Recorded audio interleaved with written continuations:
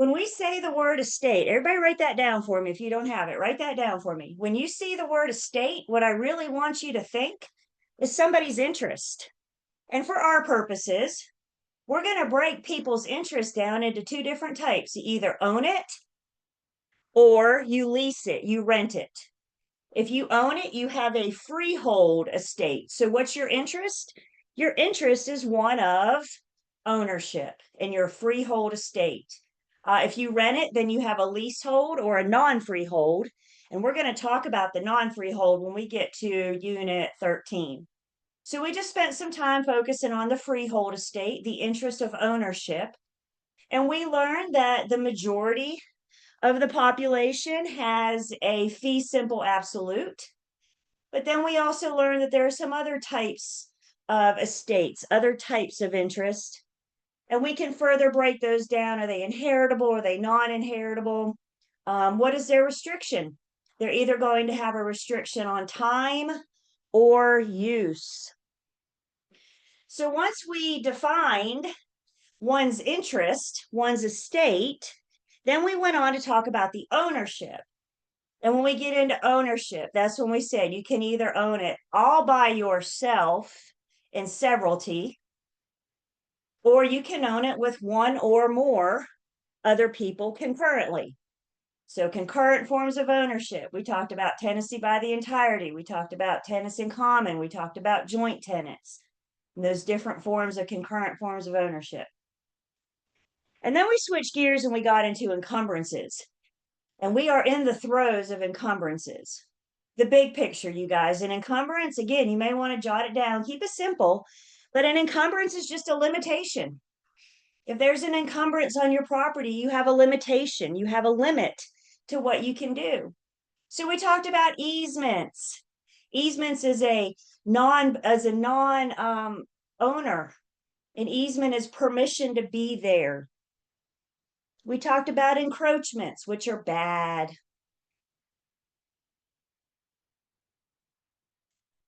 We are still in the throes of encumbrances, but before we take off and officially begin, do I have any questions so far?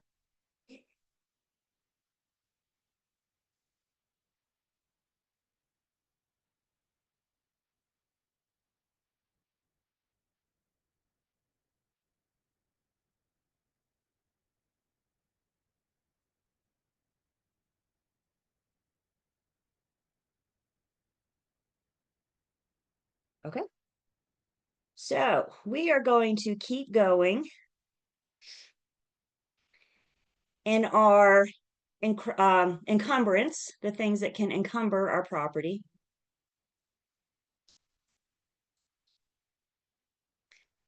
And we're going to talk about some other things that might encumber the property. So this next little section, this next little piece, we're going to talk about is the anticipation getting you? Here it comes. Here we go. Do you guys see my screens? Can I get a thumbs up? Do you see my PowerPoint? Okay, good. Good. Things are different this class for Zoom for some reason. I'm learning. Okay. So in this class or this section, we're going to talk about private land use control regulations or controls. And you might want to make a note because later we're going to talk about public land use regulations or public land use controls. So eventually we're going to want to put together private versus public. Right now, we're just talking about private. And when we talk about private land use controls or regulations, specifically what we're talking about is if we're in an HOA. And if we're in an HOA, it's quite common to have covenants, sometimes referred to as CCRs, covenants, conditions, and restrictions. So private land use controls or private land use regulations are our HOA. And the big thing to understand about a private land use control is who enforces it. And since it's a private land use control, it's going to be enforced and managed and regulated by the HOA. Homeowners Association. All homeowners associations are different. They all have different rules. They all have different enforcements. They have different regulations. Future agents, when we start working with buyers and sellers, we want to help our buyers particularly get their hands on these covenants. We want them to review the covenants before they buy so they know what they're buying into. Not everybody has an HOA, but if they do buy into an HOA, they need to know what they're buying into. We're going to talk a little bit more about covenants, but right now we're just focusing on them because they are encumber, because they're in a limitation, a private encumber, but they're a limitation to how the property can be used. Covenants are going to be a deed restriction. So it's going to be noted on the deed. Anytime you have a deed restriction like this, it's going to tell you on the deed there's a restriction. And in this case, what it's letting us know is before you buy this property, understand that you're taking it under the circumstances of this HOA, of this private regulation. And what they pretty much do is limit the property. The whole idea of CCRs or conditions or covenants is to try to preserve the value of the property, try to have uniformity. Again, some buyers are all about the HOA, other buyers are not. When you guys start working with buyers, you will probably be encouraged through your broker in charge to do a buyer consultation with buyers, to sit down and explain to buyers what's the home buying process. What can they expect? What are they looking for? What's your wants and needs list? And so eventually, when we're working with buyers, whether or not they want to be in an HOA needs to come up. Some buyers are adamantly against it, which is awesome. Just don't show them property in an HOA. Others want to be in an HOA because they like that uniformity. They like that they're not living next door to somebody that has 10 cars in the side yard on cinder blocks, for example. You're probably not going to find that allowable in an HOA. So it all comes down to the buyer's preference, what they're ultimately looking for.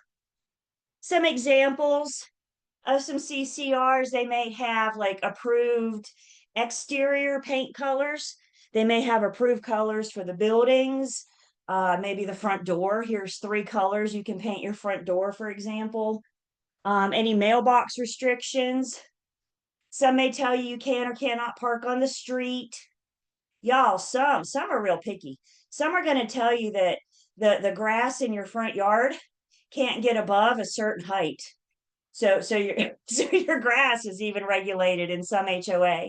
When I say they're all different, some might have 1 restriction, some may have 20, for example. So again, my job as the agent, always remember, you guys, I'm a fact finder. I help provide them the information. I'm not telling you whether or not this is a good HOA to buy into. These are decisions that the buyer needs to make based on the information that I give them. So the whole idea, not unless you want to live across the street from the Skittle house or from is that tiger or leopard print or whatever that is, if you don't want to wake up every morning to that, then you may want to consider living in an HOA where they more than likely these types of colors and patterns for exterior wouldn't be allowed. If you want to go inside and paint your house a Skittle color, Skittle house is what I call them, then you're more than welcome to. This is about the exterior. These covenants that we speak of, they're appurtenant. Remind me what that means.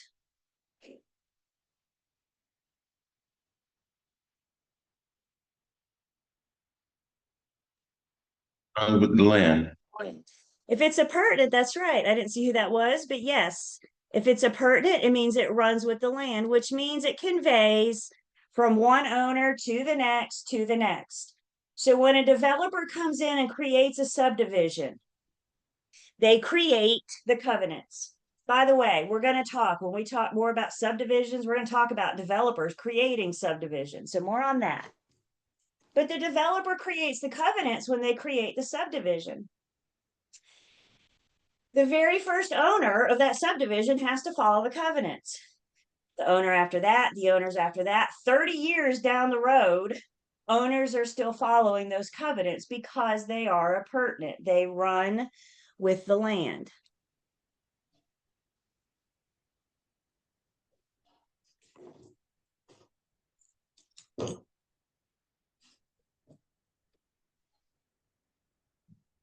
If you violate the covenants, the HOA is going to take action because these are private restrictions.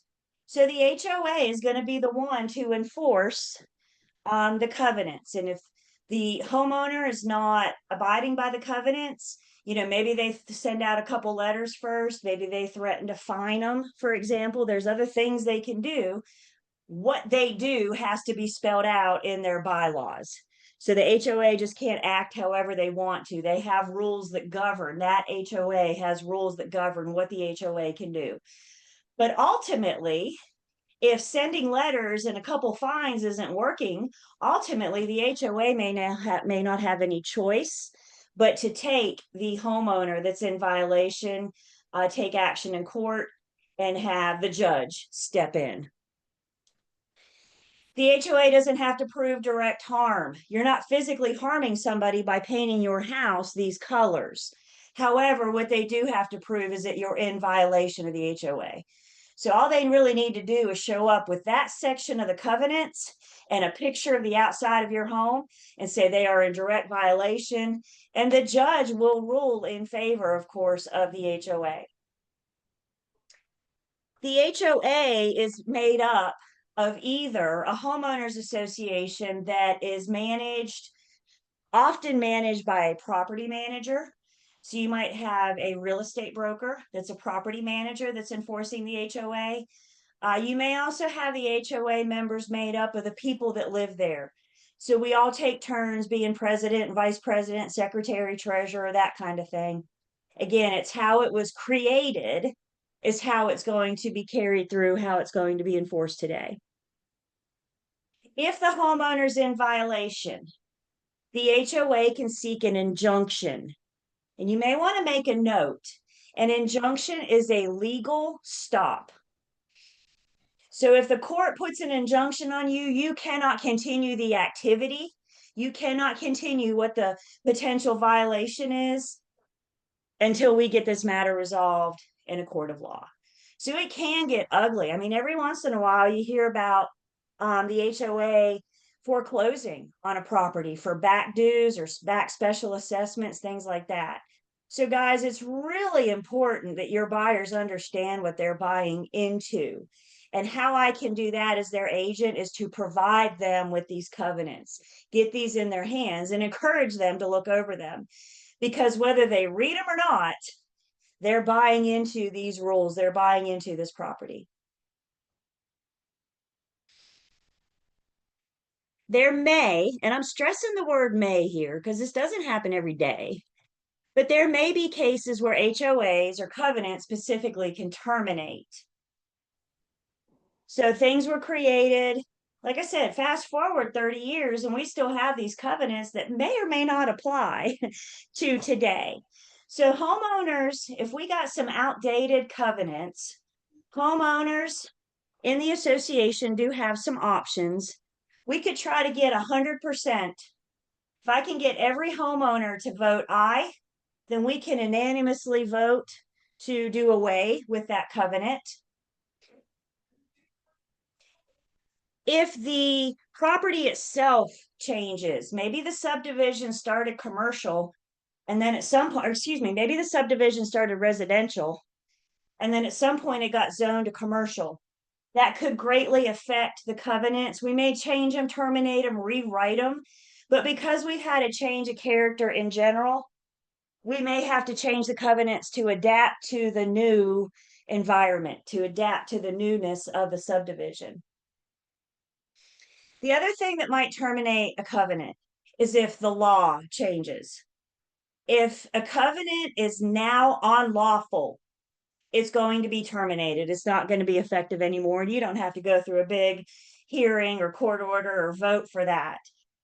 An example, there were covenants created, go back in time, go back to like the 50s and maybe even the early 60s. And there were covenants that were created back in those days that may have had a restriction that says there's a certain group of people that cannot live here. Today, because of federal fair housing, that's not allowed. Federal fair housing protects groups of people. And so today that would not be enforceable. That would not be allowed because federal fair housing has changed that. We're going to talk about federal fair housing, and we're going to talk about who the protected classes are when we get to Unit 4. So more on that in Unit 4. The HOA right to enforce by abandonment. So if we just stop using the covenant, for example, a latch is just a legal doctrine that prevents a party from beginning a claim for an unreasonable amount of time. So we've abandoned a covenant. We're no longer using that covenant or that restriction. It might just be that it phases out over time. And then they might just flat out expire. If when the covenants were created, they say we're going to do this for 25 years, after 25 years, those covenants would just disappear. Again, it all depends on how it was created, and it's always created through the developer. More on creating of subdivisions, all of that is coming. Do I have any questions on covenants? Are privately enforced regulations?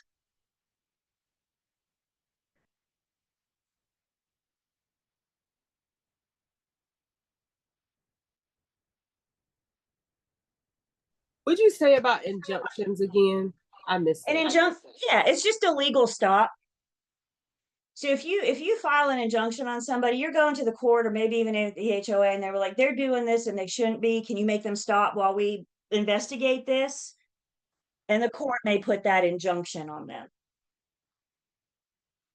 Don't do this until we get this resolved.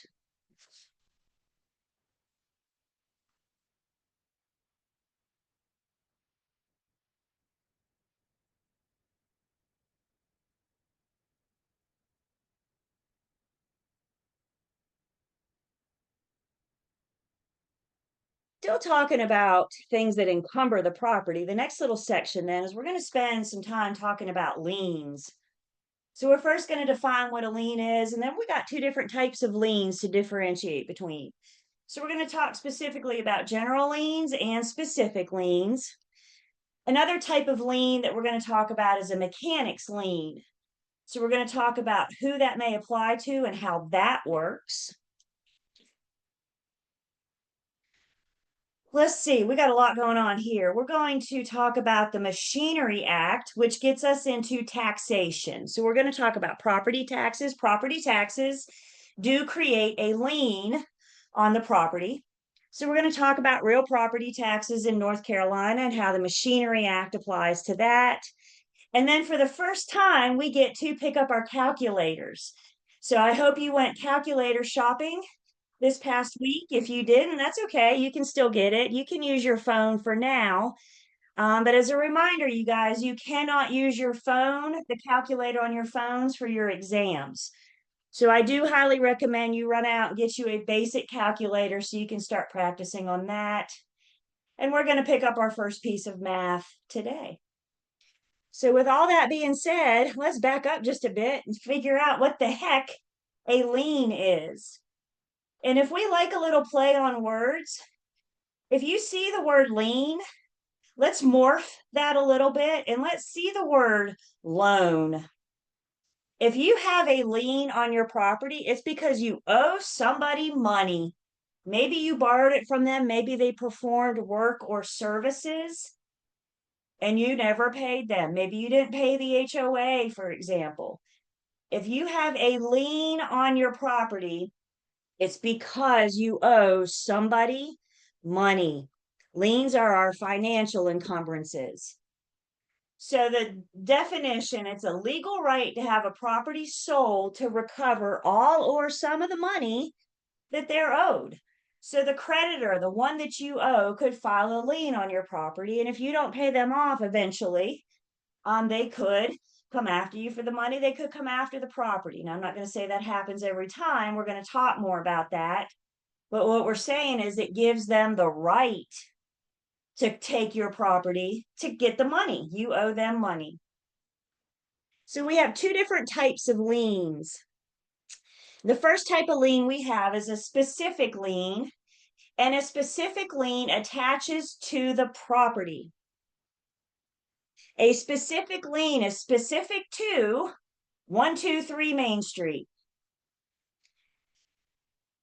Specific liens are appurtenant until they're paid off. They run with the land until they're paid off. When you sell your house, as the seller, one of your big responsibilities before you pass title, before you convey to the new owner, one of your big responsibilities is to make sure that all of your liens are paid in full. We want the buyer to start with a clean slate.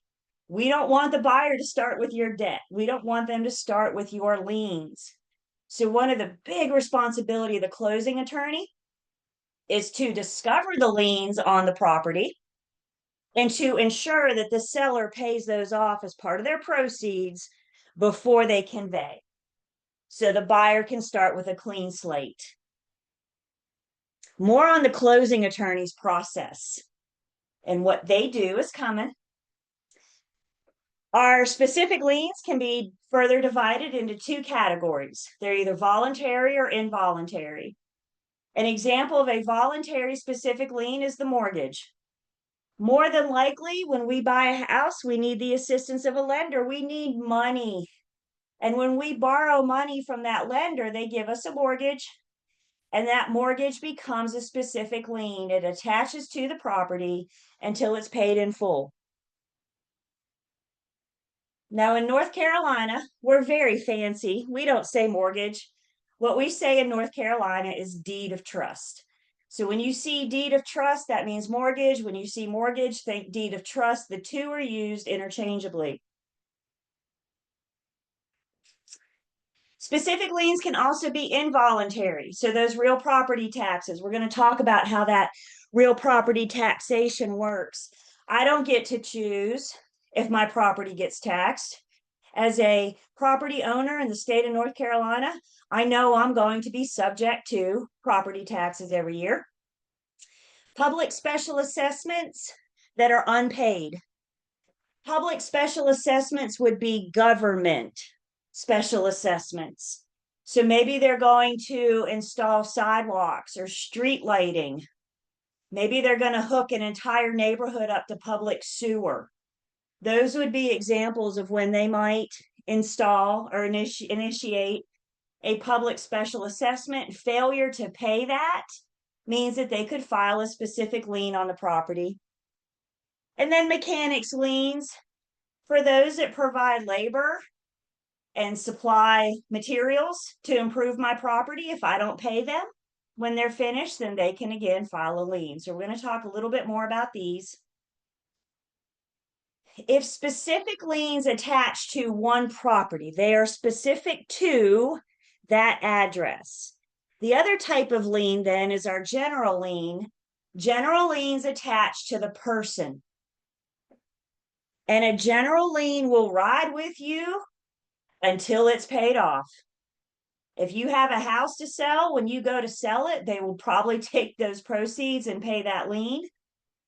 If you don't have a house to sell, you don't sell that house, it'll ride with you wherever you go. So if you go to apply for a home loan or a car loan or a medical loan, if you go to apply for any type of loan, if you have any outstanding general liens, then those are going to pop up and you're probably going to have to take care of them before you can get that car loan. So some examples of a general lien, they're all involuntary, which means you don't choose to have a lien attached to you, but it does for failure to pay. A judgment comes from the court. You guys see the word judge embedded in there? So a judgment comes from the court. Maybe you failed to pay alimony or child support, for example. The judge would put a judgment on you that would follow you until that alimony or child support got caught up. Failure to pay your personal property taxes, your state taxes, or your federal taxes would put a lien on the individual. So let's pause here for a minute, make sure so far so good. Big picture. Specific liens attached to the property, general liens attached to the person, the individual, until they're paid. Questions on specific versus general liens?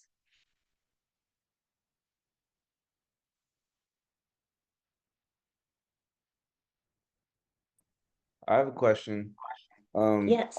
If you own a house, let's say, and it's valued at like 300K, and you don't have money in the bank, but you need to buy like an AC unit or something, and you restructure your finances to do that based on the equity of the house, is that a lien? Is that, or am I? Yeah, they might do, it might be like a home equity loan. So it might be another type of loan that they're giving you, and then that would create a lien on the property to protect them, to make sure that you're going to pay them back. So yeah, it could, absolutely.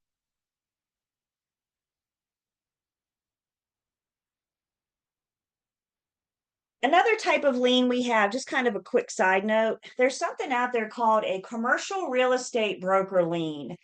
And this gives the commercial agent, not residential, but this gives the commercial agent the opportunity to file a lien on a property that they have listed to protect their commission.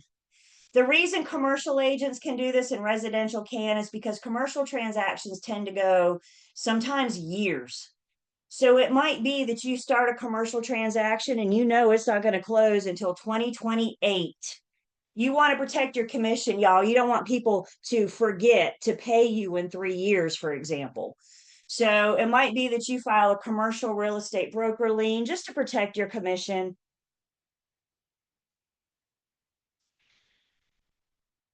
So we mentioned taxation laws. And in North Carolina, our taxation laws are called the Machinery Act. Please make a note of that. I think that tends to be a problem topic because we don't associate the word machinery with taxes. And I don't know why they came up with the name, but here we are. So please make a note. This does tend to be a problem topic. The Machinery Act regulates property taxation in North Carolina. The Machinery Act does not determine the rate. They don't set the tax rate. They don't determine the tax value of properties. That's all handled through each local county, city, or municipality. However, that's divvied up. Taxes in North Carolina are local. The Machinery Act just sets a ceiling on things. Counties and municipalities are free to set the tax rate whatever they want to up until this. And this is what is defined by the Machinery Act. So they don't tell counties what to do. They allow counties to determine their own taxation. What they do is lay out the parameters. In North Carolina, what we do or refer to as ad valorem taxes. Ad valorem, that word tends to be another problem topic. So make sure we're associating ad valorem and Machinery Act with taxes. And ad valorem taxes in North Carolina say that we pay 100% of the tax assessed value. Other states may charge a percentage of the assessed value, but North Carolina, for taxation purposes, we base it off of the tax assessed value. Now, there's a couple different things that we're talking about here that we need to hear. The assessed value tells us what the property's worth for taxation purposes. The other thing to set, the other thing that counties and municipalities have to determine is the tax rate. The tax rate may change every year. Every year, the taxing authority sits down and they come up with a budget and they figure out what they need. How much money do we need to operate this year? And based off of that information, that helps them determine what the tax rate is every year. So again, I got two different things going on here. We got the tax assessed value And then we have the tax rate. The tax rate can change every year. The assessed value may only change every 8 years. North Carolina is in octennial state, which means every 8 years, properties need to be reassessed for tax assessed value. The Machinery Act allows counties and municipalities to do a horizontal adjustment every 4 years. A horizontal adjustment is everybody across the board is going to have an increase of X amount, 0.05%, for example. But they have to change it under the Machinery Act. They have to reassess every 8 years. So when we talk about taxation in North Carolina, first off, understand every property in the state of North Carolina is subject to taxation. Some properties may be eligible for a discount or a tax break. So for example, there are tax breaks available for seniors, senior homeowners, some of your charity or not-for-profit organizations, properties that they own may be eligible for some kind of discount. But every single property in the state of North Carolina is subject to property taxation of some sort every year. So let's look at kind of a timeline of what taxation looks like in North Carolina. Happy New Year, you guys. January 1st of every single year, we get a lien attached to our property. Taxes are due on January 1st.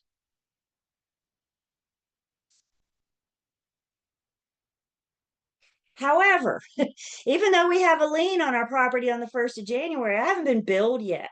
That bill's not coming till later down the year. The county, municipality, city, they set the new tax rate on July 1st. So liens attached to the property on January 1st, but you can't pay it. You don't even know how much it is yet. But you know that you owe taxes. You know that you owe for this year.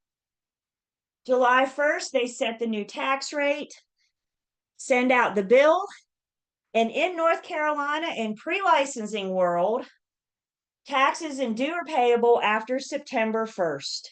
That's an important date, not so much for this conversation, but for a future conversation we're going to have about taxes. More on that in just a second. Tax rate is set on July 1st. The bill comes out. Taxes are due and payable on September 1st. Failure to pay this year's taxes by January 5th of the following year, now you're delinquent. Now you have a penalty. Now you might be subject to interest rates. And now you might be in danger of losing your property because of an unpaid tax lien.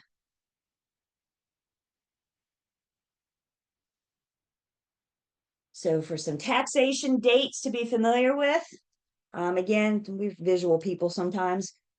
So maybe we like to see the January 1st, it's lien and filed. The new tax rate is set on July 1st. Taxes are due and payable September 1st. Failure to pay them by January 5th next year means you're going to start incurring penalties, interest, and again, you could possibly be losing foreclosure. I mentioned earlier that taxes are going to come up again in a future unit. So put your pencils down for a second and just think something through with me. Let's see, what is it? September something, September 5th or 6th, I don't know. It's September something. And you decide you want to buy my house today. Sweet, I'm going to sell you my house. You want to buy it? So you decide you're going to buy my house today. That deed changes hands. We transfer today. Is it fair? It's only September. Is it fair for either one of us to pay the whole year taxes?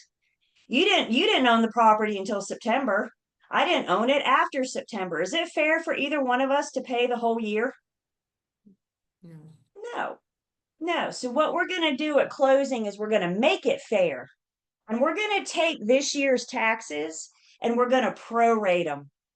We're going to divvy them up so we're each paying our fair share. And that September 1st date, this is all in chapter 11 when we get there. And that September 1st date may be a good indicator of whether or not taxes have been paid for the year or not. So if we're going to closing on September 5th or whatever today is, maybe taxes have been paid, maybe they haven't. We have the bill. But what if we go to closing in March? Do we know what this year's taxes are yet? You buy my house in March. What's the tax bill? We don't know. But what we do know is that there is a tax bill coming. So even though we haven't seen this year's tax bill, we can still prorate. We can still make it fair. And the only thing that we have to go on before September 1st is last year's taxes. So we can use that information to help make that fair. Much more on that in chapter 11. I just didn't want to leave you hanging. Back to property taxes and taxation in North Carolina with our timeline. As we said, that assessed value is at fair market value. What is it worth for taxation purposes at the time that it was assessed? In most cases, they're only reassessing every 8 years. North Carolina is an octennial state. Again, maybe they can do an adjustment every 4 years. But for the most part, we're only reassessing for tax purposes every 8 years. Please hear me. Assessing for taxation purposes is different than determining what the property is worth. When you are buying or selling a house, what the tax value is means absolutely nothing.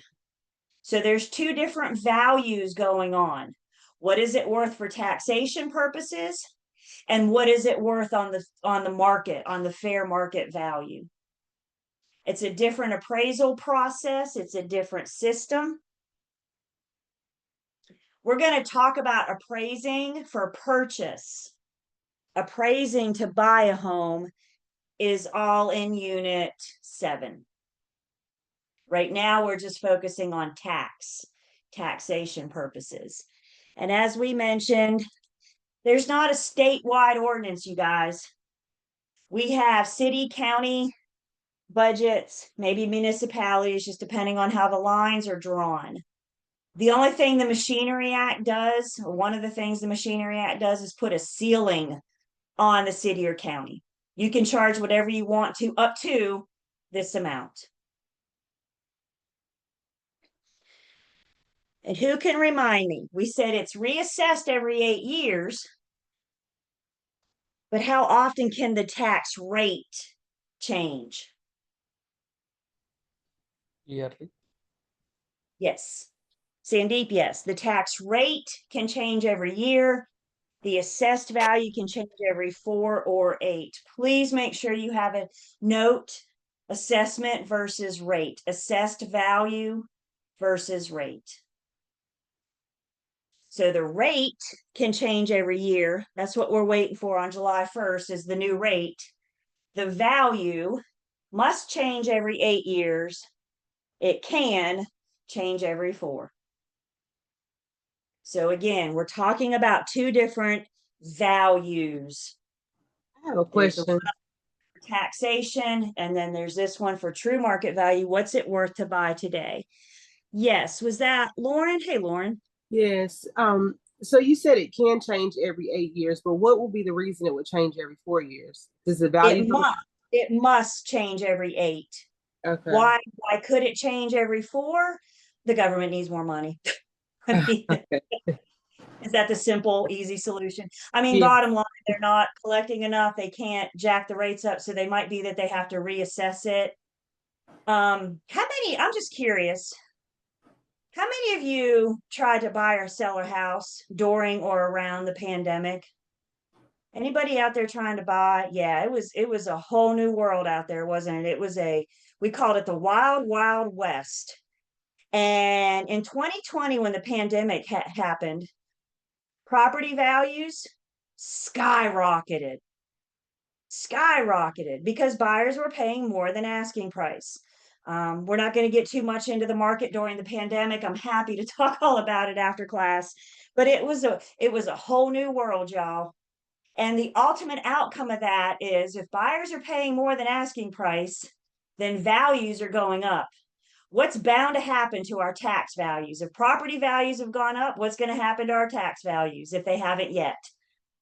We're going to see that. So they're going to value what it's worth today, but that today will get us through the next 4 or 8 years. Maybe your area has been revalued by now. Maybe it hasn't. If it hasn't, you have that to look forward to.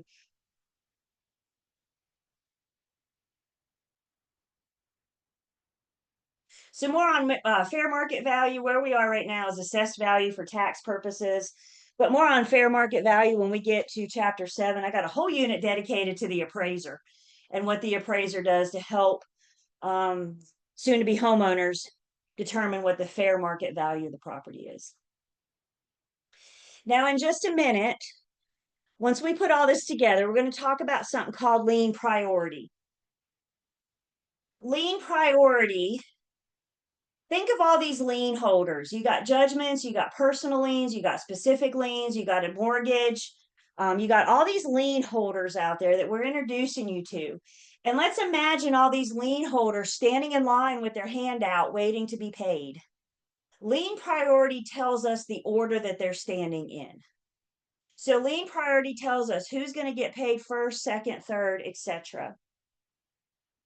And when it comes to real property taxes and public special assessments are referred to as superior liens. I'm going to say that again, and you'll see it, we'll hear it again. Real property taxes and public special assessments, also known as government special assessments, are superior liens, which means they're always going to be paid first.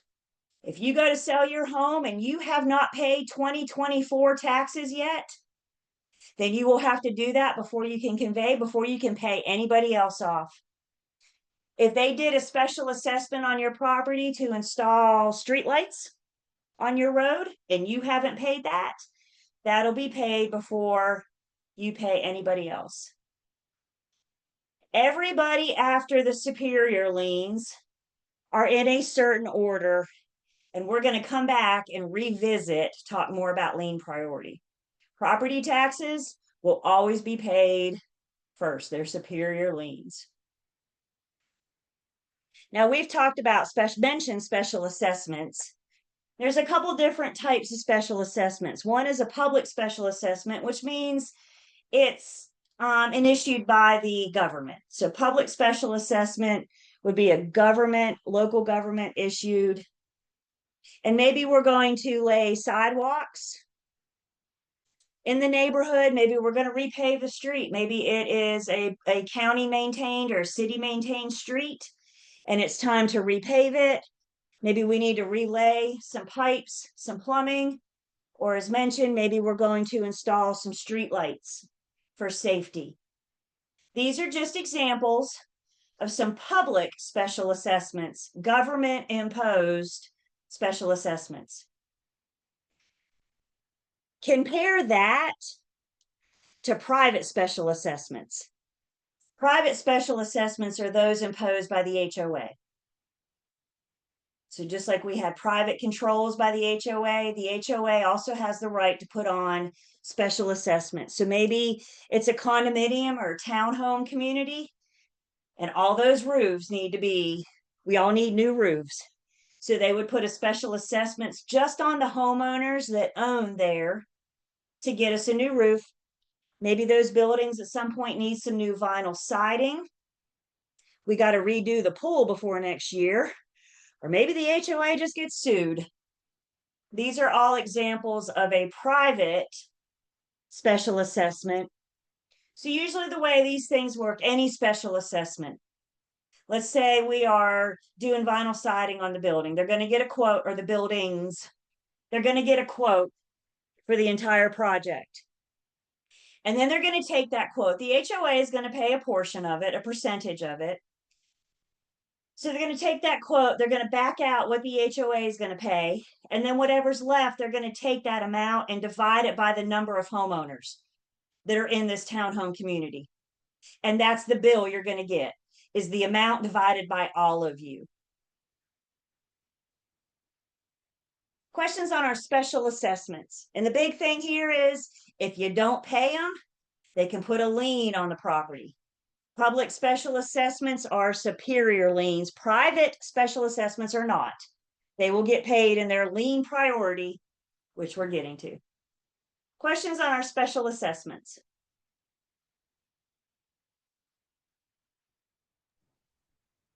I work for HOA, and I remember it was when I first started. The roof of one person's townhome, they didn't feel like it needed to be repaired, but the whole unit was getting a repair. So they didn't pay on their portion of it. Oh, Yeah. And it was like a long fight. They wanted to go to court about it and everything. But ultimately they had to pay it because the roof connected together or they would lose their property. that's it. So that's considered a private assessment, but you said it's divided by the whole neighborhood, or is it just divided by that unit? It could be the unit, it could be the whole community, it could be however that's laid out. So it could be Okay. per building, Warren, absolutely. If we're in an HOA where we're all single family residents, you're Mhm. going to be responsible for your own roof, right? Because now we don't share a roof. But in that case, if your townhome, because we're all one, when they time to do one, then they're going to apply to all. So it could be, it depends. It depends on what we're talking about, how it's laid out. Yep. Okay.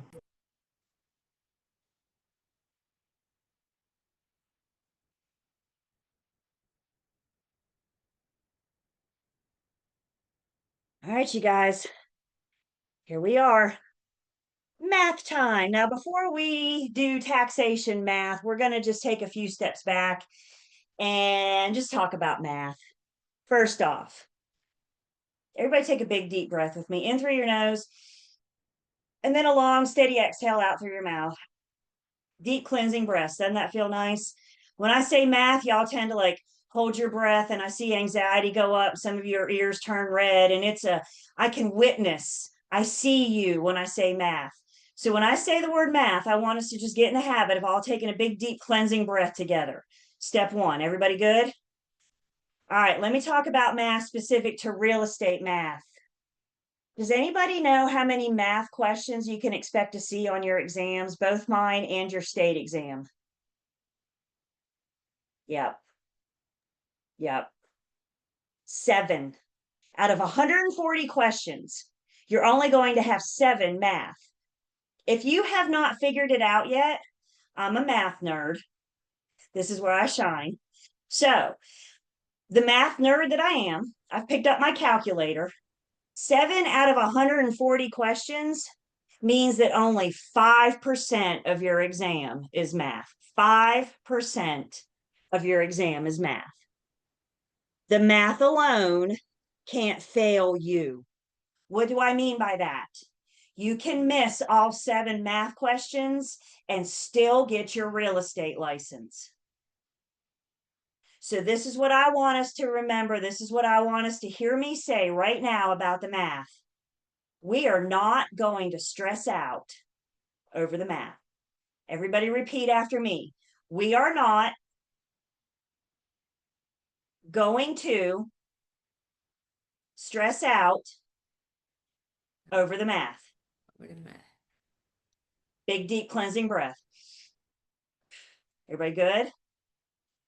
Now, with that being said, you know what y'all love to do? Every single time you lose sleep over this stuff. And I'm saying, please stop.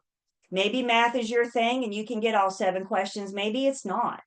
If math isn't your thing, I need you to think about how much study time you actually want to put into for 5%. There's a lot more questions on agency. There's a lot more questions on contracts. There's other places we can make up those 7 questions. Is everybody hearing what I'm saying? Is everybody good? You kind of strategize, but you know coming into this what your math skills are. So kind of strategize, plan yourself. If math isn't your thing and you don't want it to be your thing, telling you not to worry about it. If you want to get an extra point or two, all I'm asking everybody right now is just hear me out, give it a shot, and maybe it won't be as painful as what we think going into it. So before we get into the taxation math, I kind of want to do an introduction to real estate math.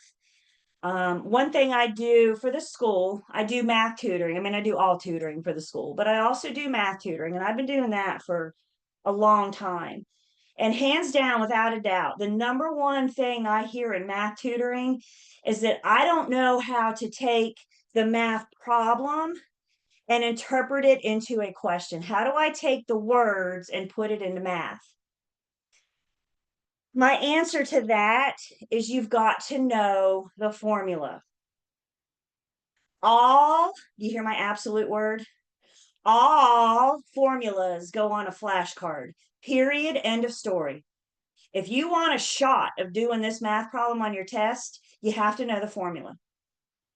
I do not provide the formulas at the end of the class. I do not give you a piece of paper with formulas on it because that's not how you learn formulas. How you learn formulas is writing them over and over and over and over again or putting them on a flashcard. With that being said, pick up your books or make a note if you don't have your book yet. I know they've been mailed out. But pick up your books and please turn with me to page 218. If you don't have your book in front of you, make a note to look at page 218 as soon as you get your book. In 218, there's a math formula quick reference box. Here's all the formulas. What's this piece of paper going to do for you like this? Not much. Put them on flashcards, write them over and over again. Everybody good so far? 80% of the battle is knowing what to do with the information. And you know what to do with the information by knowing the formulas. Excuse me, I have a question. Yes. I had originally signed up for an in-person class, and I have a different book. It's like a bigger one than the one you showed. So you need to reach out to Lane. Okay. Yep.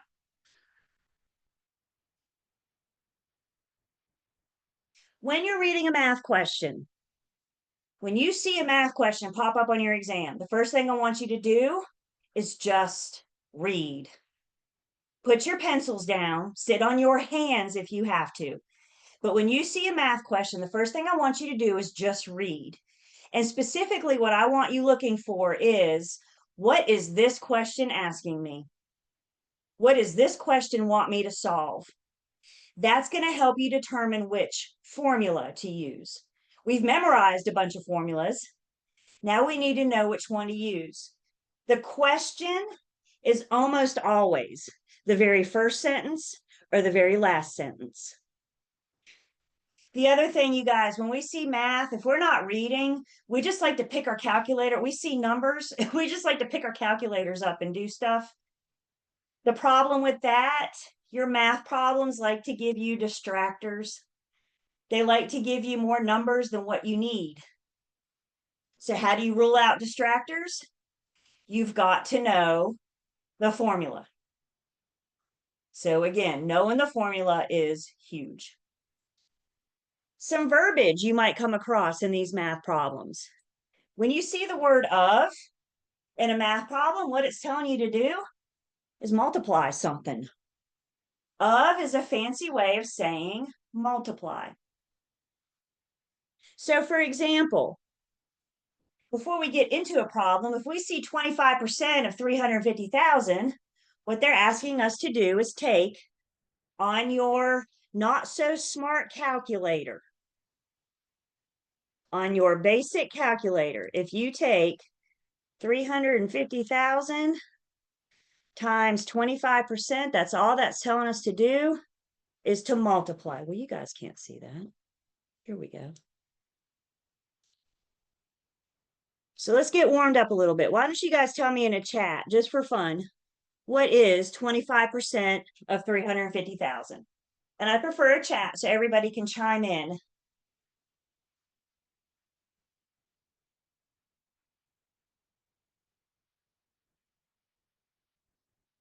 Mine says chat disabled. Oh, well, then I guess you can't.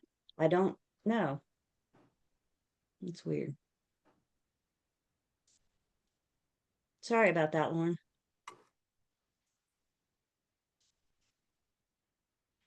Mine Okay. says the same thing. Weird, because I got some of them coming in. I'll make a note and try and look at that. Y'all, Zoom's updated on me. And they didn't tell me. Yes, every chat is supposed to come directly to me. It should be directly to Julie Campbell. Okay, so we're good. We're good. So if you take Hey, 350,000 Julie. times, yeah, Sorry, I'm not good with chat or Zoom either, but in order to get the disabled off, I think you have to say hit new chat, and then you have to designate who you want it to go to. there you go, Raj. Thank you. So Lauren, if you hit new chat, you should be able to select between, it should just be me, I hope, or group maybe. Thank you, Raj. So if we take 25% of 350,000, what are we looking at? We're looking at, as you guys are telling me, thank you for trying. As you guys are telling me, 87,500. What I want you to see on this, you guys, the calculator on your smartphone, you could put in this. The calculator on your smartphone knows what this means. If you say multiply here, so if you say 25% times 350,000, your smartphone is smart enough to know what that means. The basic calculator you use for your exam is not that smart. The basic calculator for your exam, you got to put it in the 350,000 times 25%. So that's why, that's an example right there of why I want you guys practicing on a basic calculator, not on your smartphone, because your smartphone is a lot smarter than what you can use for your exams. Is everybody good? Do I have questions on that? I think mine was like $6.99 at Walgreens. Amazon, you can have it here tomorrow, or at least by class on Tuesday. So what we're going to do, one more quick little refresher or comment, I guess. Let's take something and make it a little bit more real. One thing we're going to talk about in Unit 3 is your commission. Let's talk about your commission. So let's look at a problem together. What's the first thing I want you to do? I can see your mouths move. What's the first thing I want you to do? Read. Read and breathe, breathe and read. So take just a minute, read the question, figure out what the total commission is, and then we'll come back together and talk about it. If you want to put it in the chat, you're welcome to.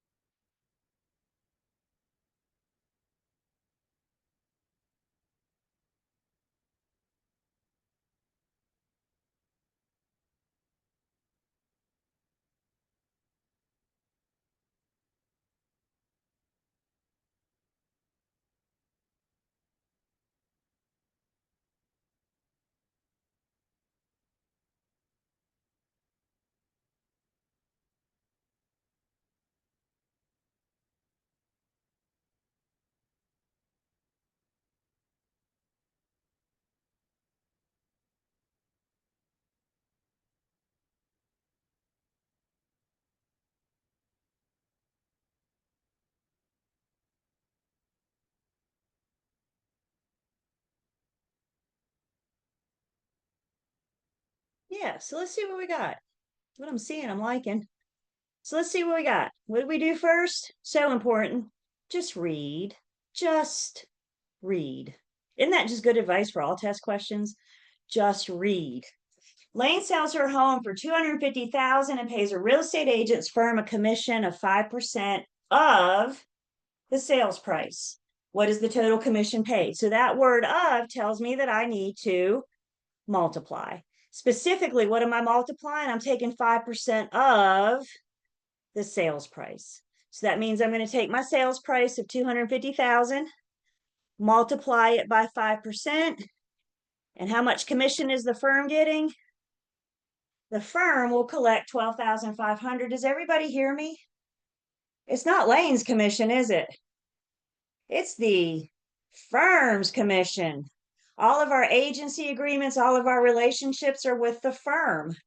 So buyer, seller pay the firm turns around and pays the agent. Much more on that when we get into your commission. But no, you are not going to walk away with a check for $12,500 when you sell Lane's house.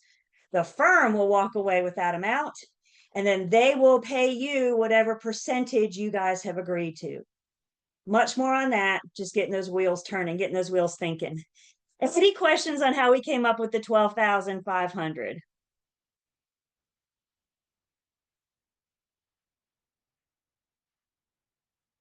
All right. So it is break time. And when we come back, I'm going to introduce you to the math tool that we will use the most. So let's take 10 first, though.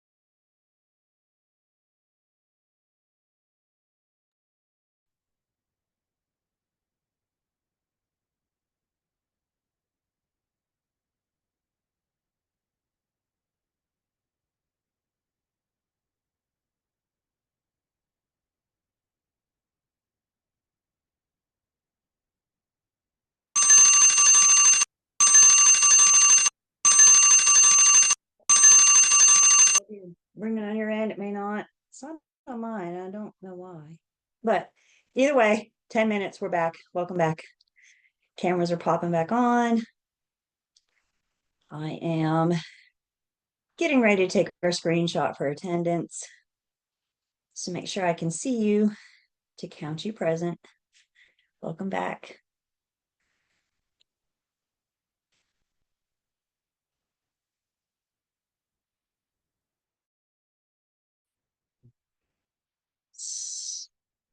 So I'm going to take our screenshot. And I got 2 pages, so bear with me. Okay. So we now know what the word of means. We now know why our smartphones aren't the best to prepare us for our exams. Yes, your smartphone does great math, but I'm talking about to prepare you for your exam. So what I have here is my favorite tool when it comes to real estate math. And what it's called, the T-bar. I want you guys to take a minute and jot this down because we're going to talk about what all this means, but I want you to have it in front of you as we talk about it. So this is like T-bar 101. Jot it down for me, please, and then we'll discuss.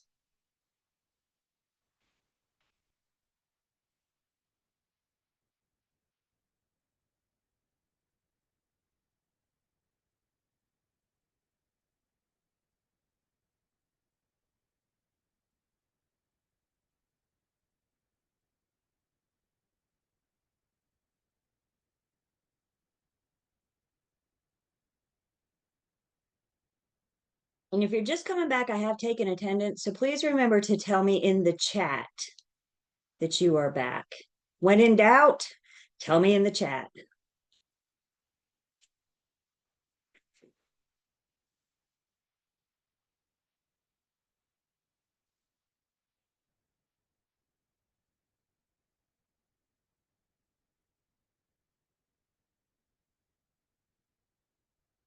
So T-bar 101. We're going to use this. Thank you. We're going to use this. This is kind of our basis. Many of the formulas that we use are going to be T-bar formulas. So before we start using the T-bar, we need to understand what the T-bar says, what it does. So in looking at the T-bar, we can see it's made up of 3 different variables. There's the part, there's the whole, and then there's the rate or percent. The back 4th line in the T-bar means divide. The up down line in the T-bar means multiply. So whenever you see a real estate math problem, for the most part, thank you, Emily, for the most part, the majority of the time, when you see a real estate math problem, we can use the T-bar. We're going to have 2 known variables and 1 unknown. I'm going to have 1 unknown X.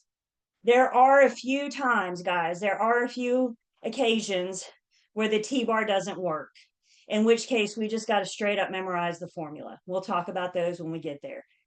But most of what we do can be handled by the T-bar. For placement of the T-bar, you may want to make a note. The rate or percent always goes in the bottom right. Did you hear my absolute word? The rate or percent always goes in the bottom right.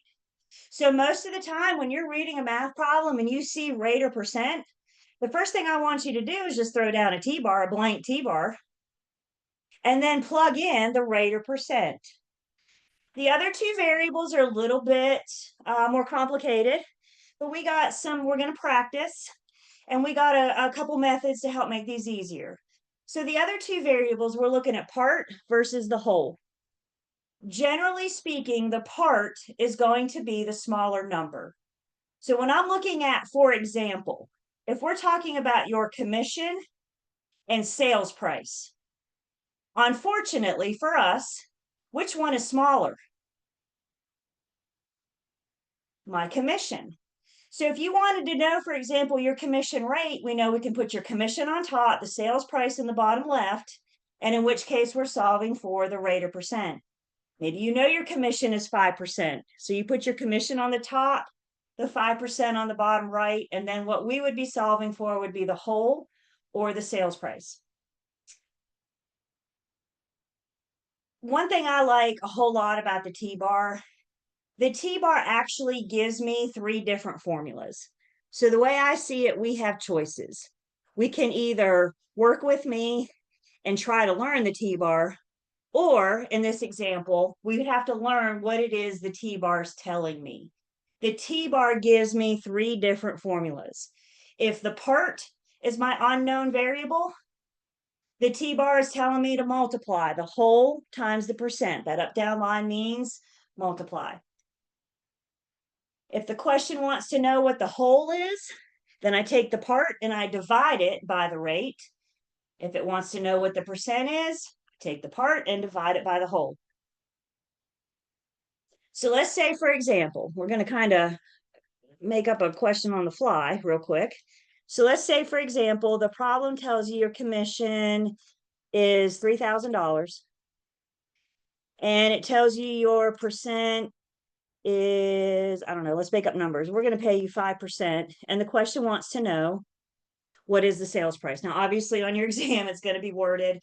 We do commission math in unit 3. So we'll really get to talk about your commission. So we've read the problem. I know my commission's 3,000. I know I'm 5% purchase price, and I know the problem wants to know what is the sales price.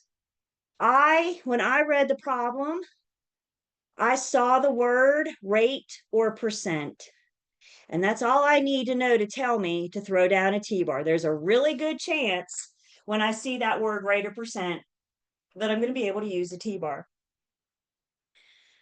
I know the rate or percent always goes in the bottom right. I believe my commission is smaller than the sales price, so that number would be the part that goes on top. And then the X, the unknown variable in this case, would be the whole. Back fourth line in the T-bar tells me to divide. So to solve for X, I take 3,000 and divide it by 5%. And that gives me a sales price of $60,000. So what is the sales price of this property? This property would be $60,000. So why am I such a big fan of the T-bar? We know where the rate of percent goes. Always put it in the bottom right. Let's say you're in the throes of the test and we start second guessing ourselves. And we're in the throes of the test, second guessing ourselves. And we go, oh my gosh, I don't remember what number goes on top, what number goes on bottom. I can't remember. All I know is something about the rate of percent going in the bottom right.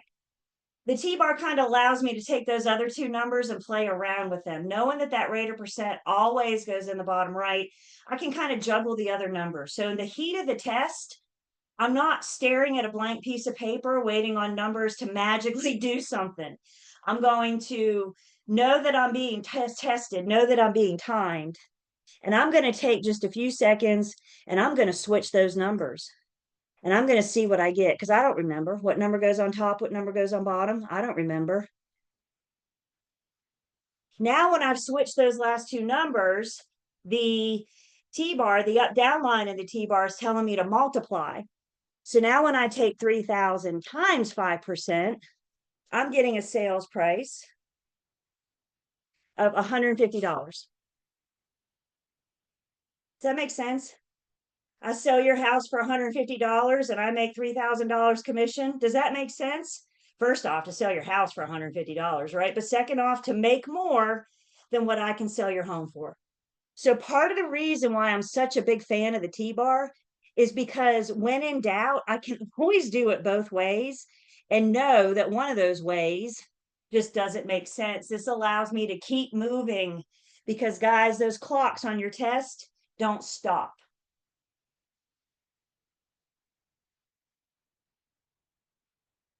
So when we're not sure about the part of the whole, we know the rate or the percent always goes in the bottom right. But if we're not sure about the part or the whole, we know we can play around with those numbers and see if one of those makes more sense. Big fan of the T-bar. Some of you may already be familiar with it. Some of you may be learning it. If this is brand new to you, I encourage you to spend time with it because I do think once we get it, I do think once it clicks, it makes this math a little bit easier. But you're going to hear me say this over and over and over again. The key to the math, the trick to the math is practice. Practice, practice, practice. And if you're putting in more work than 5% of your exam, then maybe the math isn't where you need to spend all your attention, spend all your study time. Does that make sense? I want you to look at the math some. I want you to try to get yourself a question or two from the math, but I cannot have you guys spending all your time on the math. 5%, you guys. So now that we've had kind of T-bar 101 here, let's go back to the problem that we've seen before. We already know the answer. But let's look at it again now that we have a different perspective with the T-bar. So we got Lane selling her home again, still for $250, still paying you 5% of the sales price. We know the answer. We know the firm's getting $12,500. But let's see how that would shake out in a T-bar. I've read the problem. The very first thing I like to identify is that rate or percent because that's the easy one. I got a sales price of $250,000. We know that's going to be the whole. And what we're solving here for is our commission. Up down line on the T-bar means multiply. So we take 250,000 times 5%. And as you guys already told me, what did we get? 12,500? 12,500. So 12,500. Again, oh my gosh, I don't remember. Does the 250,000 go on top or does it go on bottom? Oh, I don't know. But you know what you do know? You know that the rate or percent always goes here. So what if we were to flip those? Switch those numbers. You get scratch paper for both of your exams. I encourage you to utilize your scratch paper. And it might be that playing around with the T-bar might be something you're doing. So now I take 250,000, divide it by 5%, and I'm getting a commission. Y'all ready for this? I'm getting a commission of $5 million. How's that sound? Y'all, it just doesn't make sense. This class would be a lot bigger if we were getting $5 million commissions. I'd have thousands of people in here. We would all sell one house and retire, right? Could you live for the rest of your life on 5 million? I sure hope so. So guys, if you switch those numbers, if you flip those numbers, one of them may not make sense. So how we get familiar with it is practice, practice, practice, and we know those formulas. Before I show you our first official formula, do I have any questions on T-bar 101?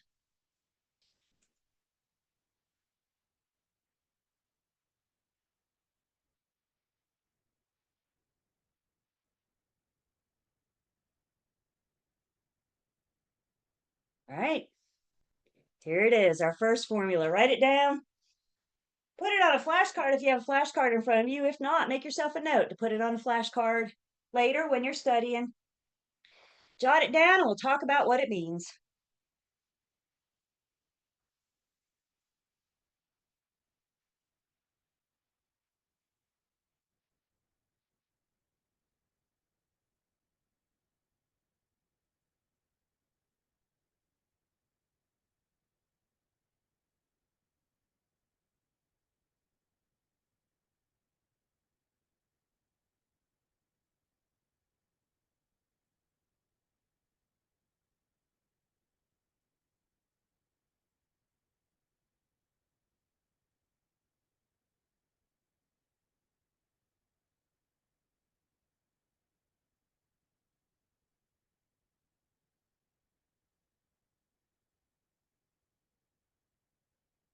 The T-bar gives us the basics. The T-bar allows us in this case to solve for annual taxes, assessed value, or tax rate.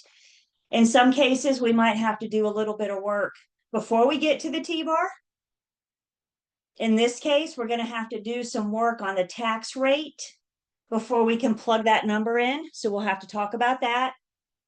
There's maybe some other cases where the T-bar gets me information that I need to use for the next piece. A lot of these math problems are multi-step problems, which means we got a couple different things going on. But I do think that if we can get the T-bar, we can get the majority of this math, which is why I like to kind of just focus on that T-bar 101 to introduce us to how this works. So we are looking at our property taxation T-bar, and I have 3 different variables here. Please make sure that you have written down annual taxes. And I also need you to make sure that you read the problem.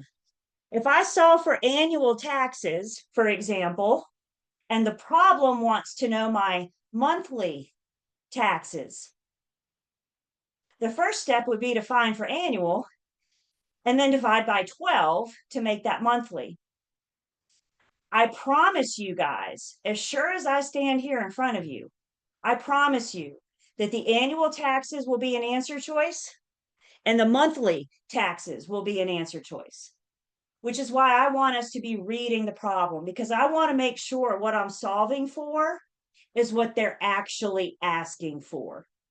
So remember, the first thing with math I got you doing is reading, right? Work the problem, and then when you think you have an answer, I want you to go back and read the problem again to make sure the answer that you have is what they are asking for. So what we are solving for is annual taxes. Annual taxes are part of my tax assessed value, whatever it's for taxation purposes. As we said, in North Carolina, that assessed value is 100%. Other states, it may be a percentage of the tax value. So we'll have to see some examples for that as well. And then the tax rate or percent always goes in the bottom right. So for the tax rate, we got 2 different ways to calculate the tax rate, and we'll look at both of those as well. What I just want to make sure is that we have this in front of us so we can refer back to it. And y'all pinky swear me, it's eventually going to wind up on a flashcard where you can study. Fair enough? Everybody promise me? Okay. So we got our T-bar. And let's talk first about those ad valorem taxes. In North Carolina, we practice ad valorem taxes. And those ad valorem taxes are an amount per 100. Make a note for me. In some cases, not all the time, but in some cases, when you see that word per, that's a fancy way of saying divide. And when it comes to taxation, that fancy word per means divide. So for example, the problem might give you verbiage that reads, the tax rate, ad valorem tax rate, is 0.86 per 100. So what would I have to do to that number to make it fit in my T-bar?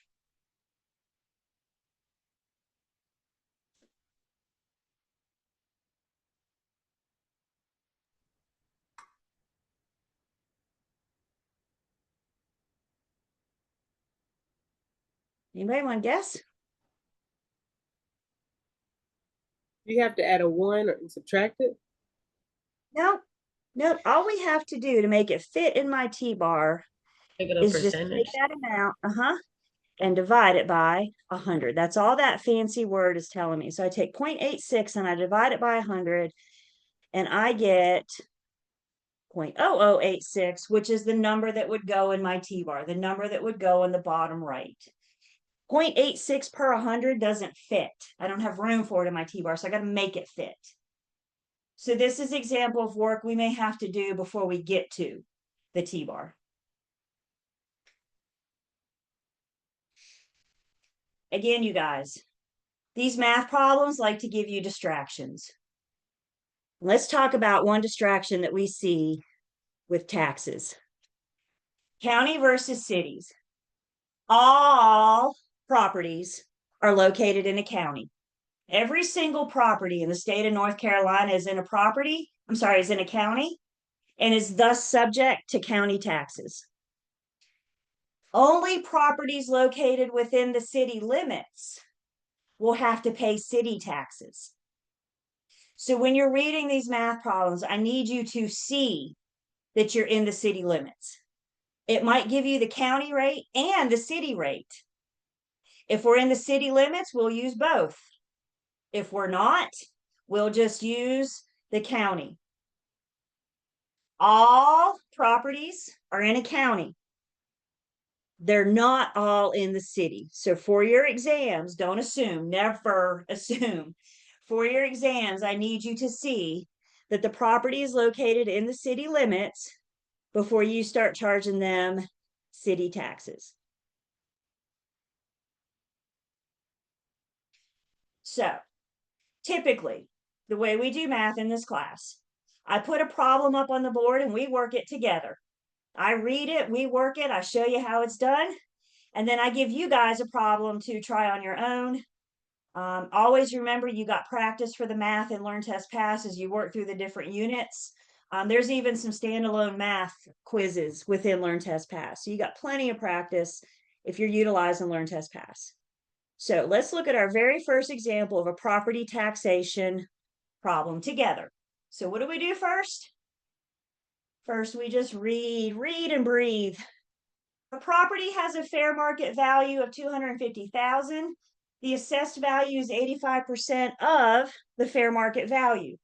Property tax rate is 1.35 per 100. The question wants to know what is the tax bill for the year, and we're going to round a little bit. I've read the problem, and I may not know anything else, but I know I can throw down a T-bar. I know my formula, so I know what I'm solving for are my annual taxes, or what the problem calls the tax bill for the year.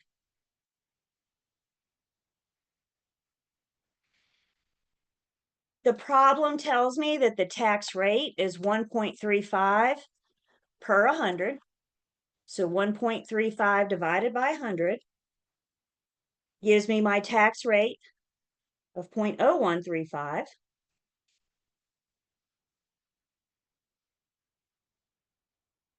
And then I have a fair market value of 250,000, but my assessed value is not 100%.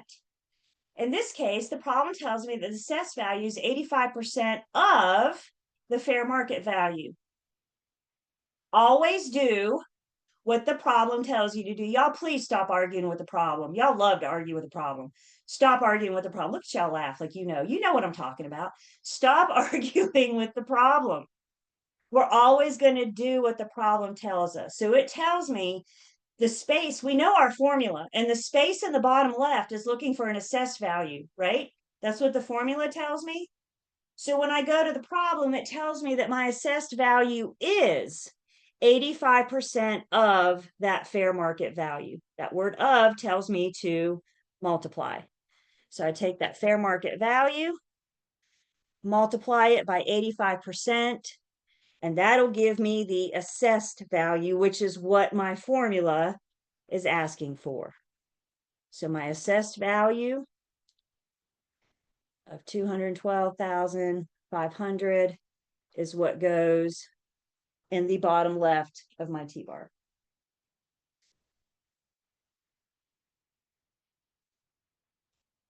Questions on how I set up the T-bar before we solve for this?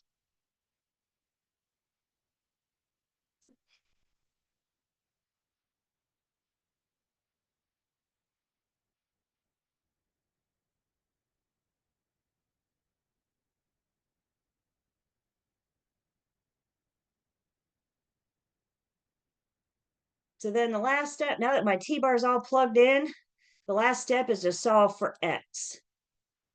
The up-down line in the T-bar tells me to multiply.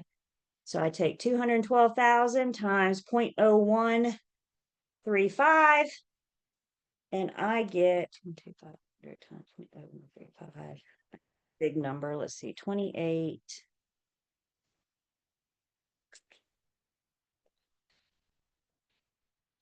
$28.68.75. But we're instructed to round. So the answer we are looking for here is C. What's your annual tax bill for this property under these circumstances? You have your assessed value, you have your tax rate. So what will your annual tax bill be? The answer I'm looking for here is C.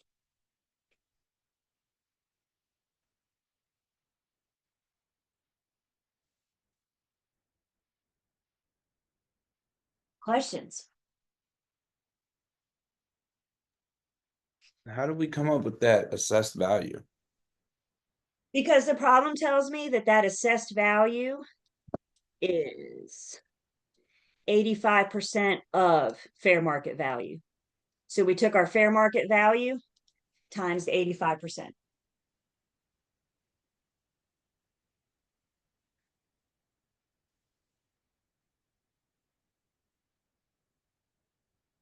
Always do what the problem tells you.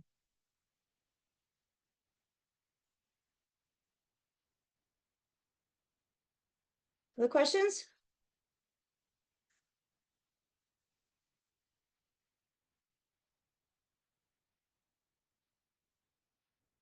I can't be all the one having the fun. So here's one for you guys to work on your own. If you want to share your answer in the chat with me, you're welcome to, or you can keep it to yourself. But I'm going to give you guys a few minutes to work it, and then we will come back together and talk about it and see how we did.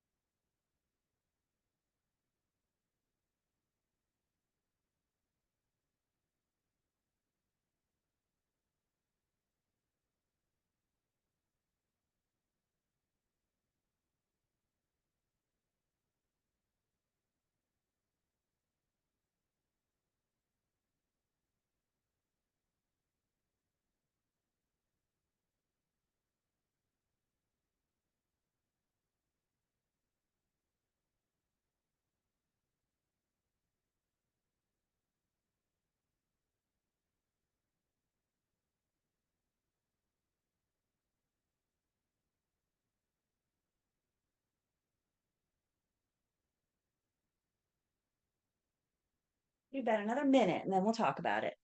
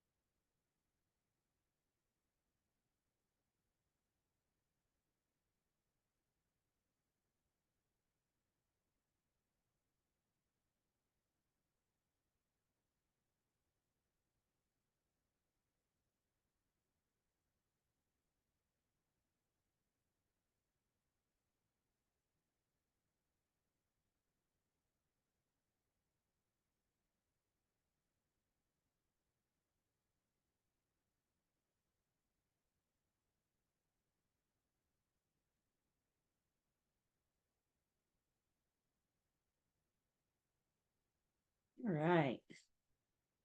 Let's see what we got. First thing we do is just read. I swear we see a bunch of numbers and we're just instinctively want to grab our calculator and do something. What I'm telling you guys to do is slow down and read. Property has a fair market value of $375,000. The assessed value is 95% of fair market value. The property is located in the county. The tax rate is 0.85 county and 0.50 city per 100 of assessed value. And the problem wants to know what is the annual tax bill. So we've read the problem. May or may not know what else to do, but you know what I can do is just throw a T-bar down and figure out what I can do with that. We know our formula for the annual tax bill is what we're looking for, so that's going to be my X. I know my assessed value, the T-bar on the bottom left is looking for an assessed value, which the problem tells me is 375,000 or 90, I should say 95% of 375,000. So I get an assessed value of 356,250, right? Times 95%, 356,250. Okay. And that's the number that goes in our T-bar. Questions on how I got the assessed value for our T-bar?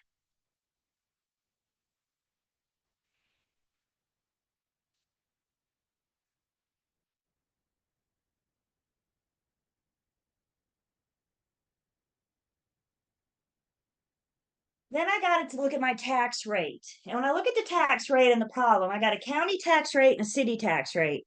Before we just assume we're going to use both, we need to look at the problem. The problem tells me that the property is located in the county. Does it tell me it's located in the city? It just tells me that it's located in the county. So folks, here is your very first distraction.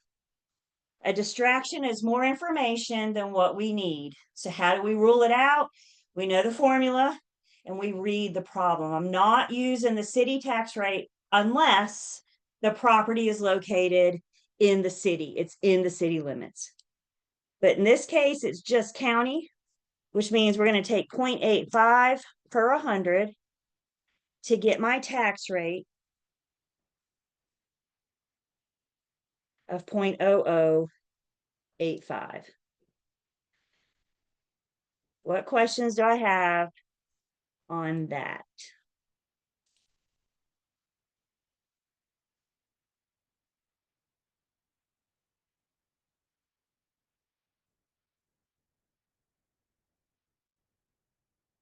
The last step, now that my T-bar is complete, up down line tells me to multiply. So I take my assessed value times my tax rate, and I get 356,250 times 0.85.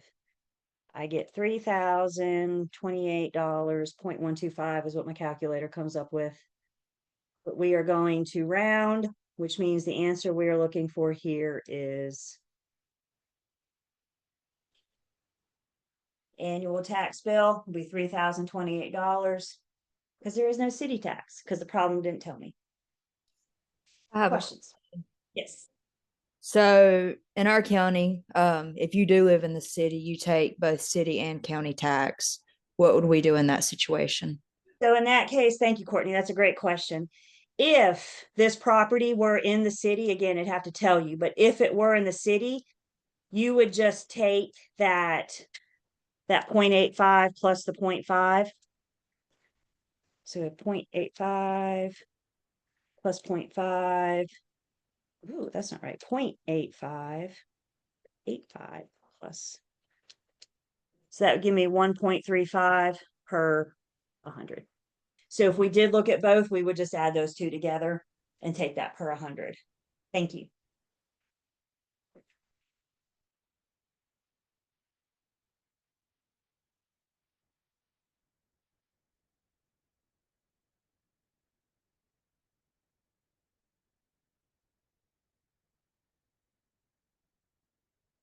My rhetorical question to you guys is always, I may not get to it every time, but my rhetorical question to you guys every time is, If you didn't get it right, do you see why? And to me, that's the important thing, because this is how we learn, you guys. Sometimes you have to fall down before you learn to walk, right? Have we ever watched a kid learn how to walk? Sometimes we fall down before we learn how to walk, right? Sometimes we get math problems wrong before we learn how to do it. And this is why, when it comes to the math, I highly recommend that we practice, practice, practice, practice. Watching me, I make it look really easy. I'm going to say 2 questions I get all the time in math tutoring. Hands down, 2 questions. How do I know when to divide? How do I know when to multiply? My answer to that is give yourselves 2 T-bars and flip those numbers. One way divide, one way multiply, and see which one makes no sense. The second most common question I get in math tutoring is, can I sit with you while you take your exams and help you? And the answer is, no, I can't. So we got to wean you off. And the only way I know to do that is have you guys practice. So this idea, can I erase? Is everybody good? We have it. And remember, we're recording too, so you can go back and check out the recording as well. This idea, remember, ad valorem taxes, North Carolina is an ad valorem state. And what we're learning with that ad valorem is that part of our tax rates were assessed per $100. The tax amount, the tax rate divided by 100. That's ad valorem. Other states may calculate their tax rate differently. Other states, again, we're using the same T-bar. You don't need a different T-bar. We just need to refigure how to calculate that tax rate. So ad valorem, you divide by 100. Other states use a mill, and we're looking for the mill rate. And a mill is per 1,000. The problem will give you one or the other. It will never give you both. But we need to figure out how to calculate ad valorem, the per 100. And we also need to understand what a mill rate is, because that may pop up as well. So for example, if the problem tells you that taxes are 8 mills, instead of dividing by 100, we're going to divide by 1,000. Ad valorem is divide by 100. Mill is divide by 1,000. The problem has to tell you if it's ad valorem or a mill. We saw, I'm going to go back just for 1 second. We saw in this example where it told us the tax rate is per $100. Y'all, with the mill rate, they're not going to tell you to divide by 1,000. That's something that you need to know. They give you the ad valorem as per 100. But with a mill, they're not going to tell you to divide by 1,000. The problem's going to look like this, 8 mills. And we're going to need to know to divide by 1,000.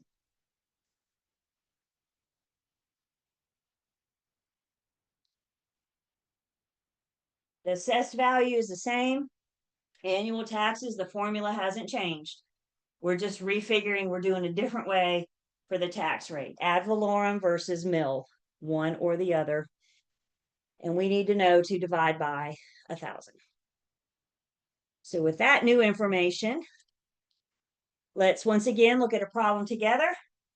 And then I got another one for you guys to work and understanding this mill. So the one we're working together tells us that the property has fair market value of 138,000. The assessed value is 80% of fair market value. The property tax rate is 15 mills. And once again, the question wants to know, what is our annual tax bill? So I know what I'm solving for is the number on top. I know my assessed value. The problem tells me that my assessed value is 80% of fair market value. So 80% of fair market value gives me an assessed value of 110,400. And then for my tax rate, this time we're going to use mills. So I know from the problem that I have 15 mills. I know from my flashcards that a mil is a thousandths. So I take 15 divided by 1,000 and I get 0.015. And that is my how I set up my T-bar questions and how I just set up that T-bar. 80% for the assessed value, 15 mils when divided by 1,000 shakes out to 0.015. Up down bar in the T-bar, up down line in the T-bar tells me to multiply. So we take 110,000 times 0.015 and I get an annual tax bill of $1,656. What's your annual tax bill? Under these situations, these circumstances, $1,656. Questions?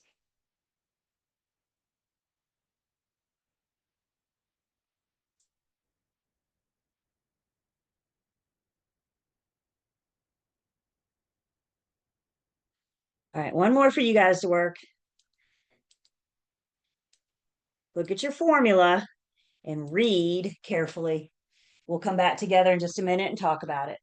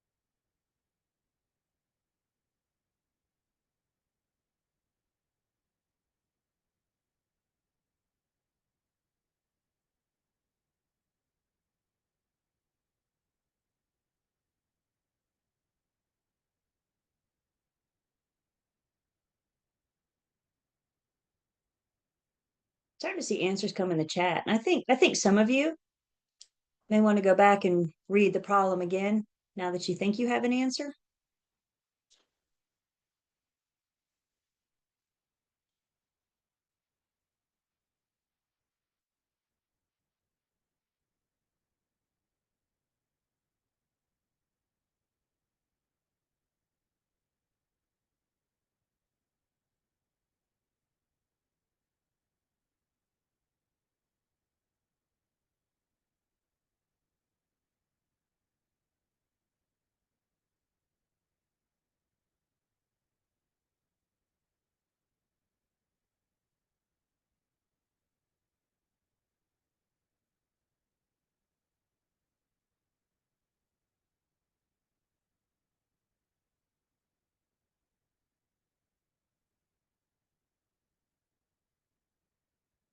You got another minute and we'll talk about it.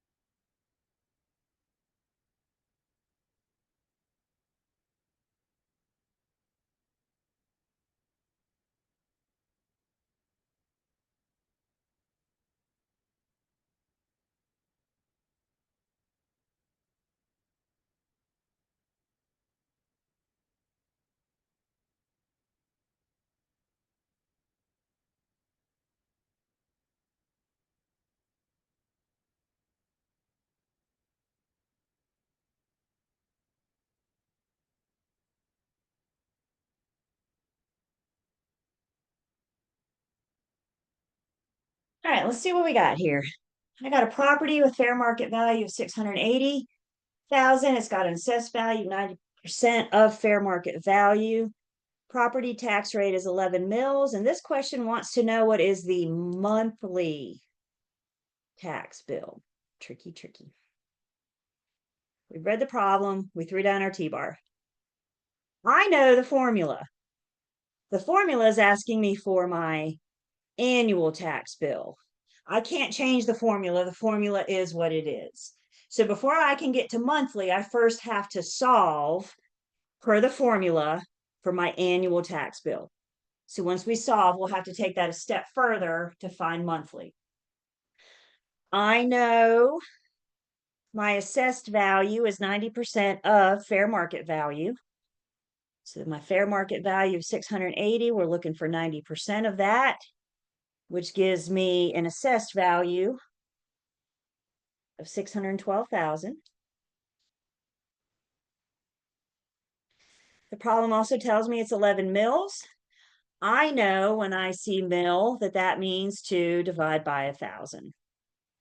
So I take 11 divided by 1,000 and I get a rate from my T-bar of 0.011. Questions on how I set the T-bar up before we finish this thing out?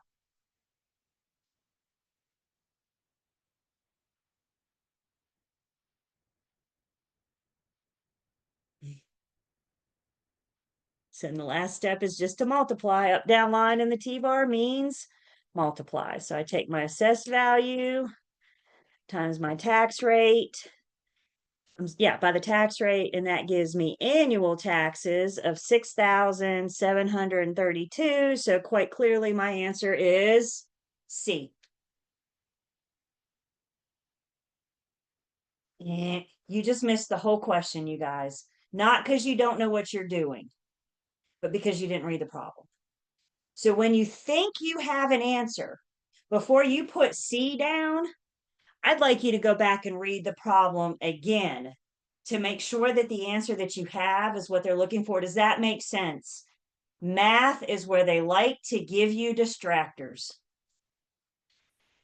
So when we go back and look at the problem, what I just solved for was annual taxes, but the problem wants monthly. So we need to take those annual taxes and just divide by 12. There's 12 months in a year. So when we take that annual tax bill and divide it by 12, now we can answer the question, what is our monthly tax liability? And what we were looking for here was A, $561. Every single month, your taxes will be $561. Please read. Put the math aside for a second. All of these problems, all of these test questions, every single word means something. You guys have got to be reading these questions. You've got to be reading these answer choices. Questions on how we got A?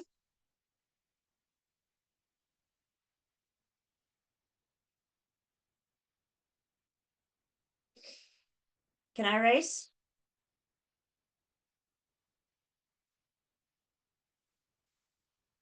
We are done with math for the day. So to celebrate that, let's take a break. When we come back, we're going to keep going, talking about some other types of liens. We're going to talk about that lien priority. But let's take 10 first.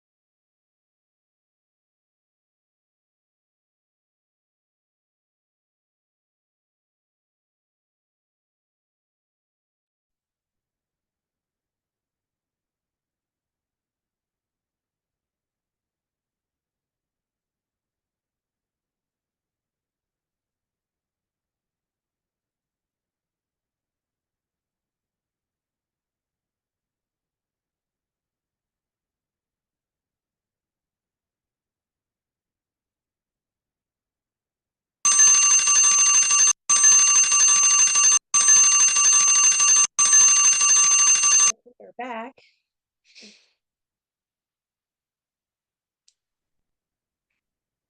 Cameras are popping back on. Welcome back.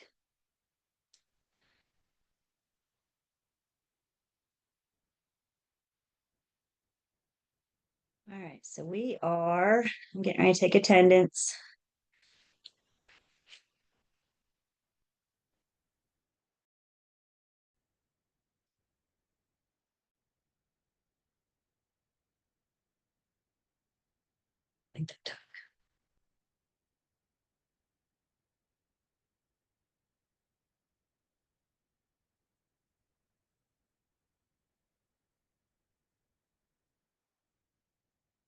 So liens, still on liens, real property taxes are liens. We may be asked, we will, good chance we'll have math problems where we're asked to calculate those real property taxes. And then as mentioned, we're actually going to revisit this when we get to chapter 11. So you may want to make a note. So you know, as we get closer and closer to 11, that property taxes are coming back up. And this would be a good opportunity to review them.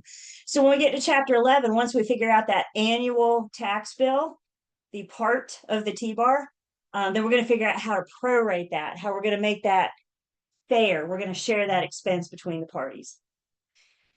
Moving on liens then. So another type of lien that we very well may encounter is a mechanics lien. Remember, mechanics liens are specific liens, which means they attach to the property. They are specific to 123 Main Street. I have taken attendance, so make sure you tell me that you're back. And like I said, when in doubt, just tell me in the chat. If you feel more comfortable telling me every time you come back, I think that's great. But I do need to know if you missed attendance that you are back right now. So with the mechanics lien, thank you. With the mechanics lien, this is a special lien set aside for tradespeople. So mechanics liens, the mechanics, they're the ones that are coming to your property and making an improvement. You hire somebody to improve on your property and you don't pay them when the work is done.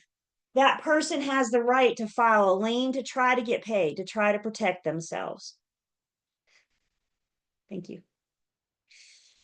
The mechanics lien is going to jump around a little bit in priority. Again, we still need to talk about lien priority, and that's coming. So the mechanics lien is going to be a little exception that we'll have to address. And then the other thing to know about a mechanics lien, any project in North Carolina that's over $40,000 requires a lien agent. Most projects, I should say. And what the lien agent does, almost think of them as like a general contractor where they coordinate the project. General contractor are often dealing with subcontractors. If your project's more than $40,000, this is a big project. So we're dealing with electrical, plumbing, sheetrock, flooring. You guys with me? We're dealing with multiple different subs. Maybe we are adding a room to the back of the house, or we're finishing the unfinished basement, for example. You may want to make a note in October 23, that amount was 30,000, but in October of 2023, they upped it to 40. And I just want to point that out here because you may find some outdated literature. When they update a law, when they update a rule, when they update it, just takes time to get to the material, to get to me and you. I don't know what your book currently says, but if you see 30 out there somewhere, know that that was changed. That was updated October of 2023. So these mechanics, the electrician, the plumber, the general contractor, the roofer, the siding guy, the landscaper. If you hire somebody to come on your yard and come on your property and improve your front yard by enhancing and adding landscaping and you don't pay them, then they have the right to file the lien on you. So let's talk about the mechanics liens requirements. The mechanics lien, the mechanic can't file the lien until 120 days from when they finished. So they finished the job today. Maybe they can do it all in one day. Maybe it takes them a week or a couple months or whatever.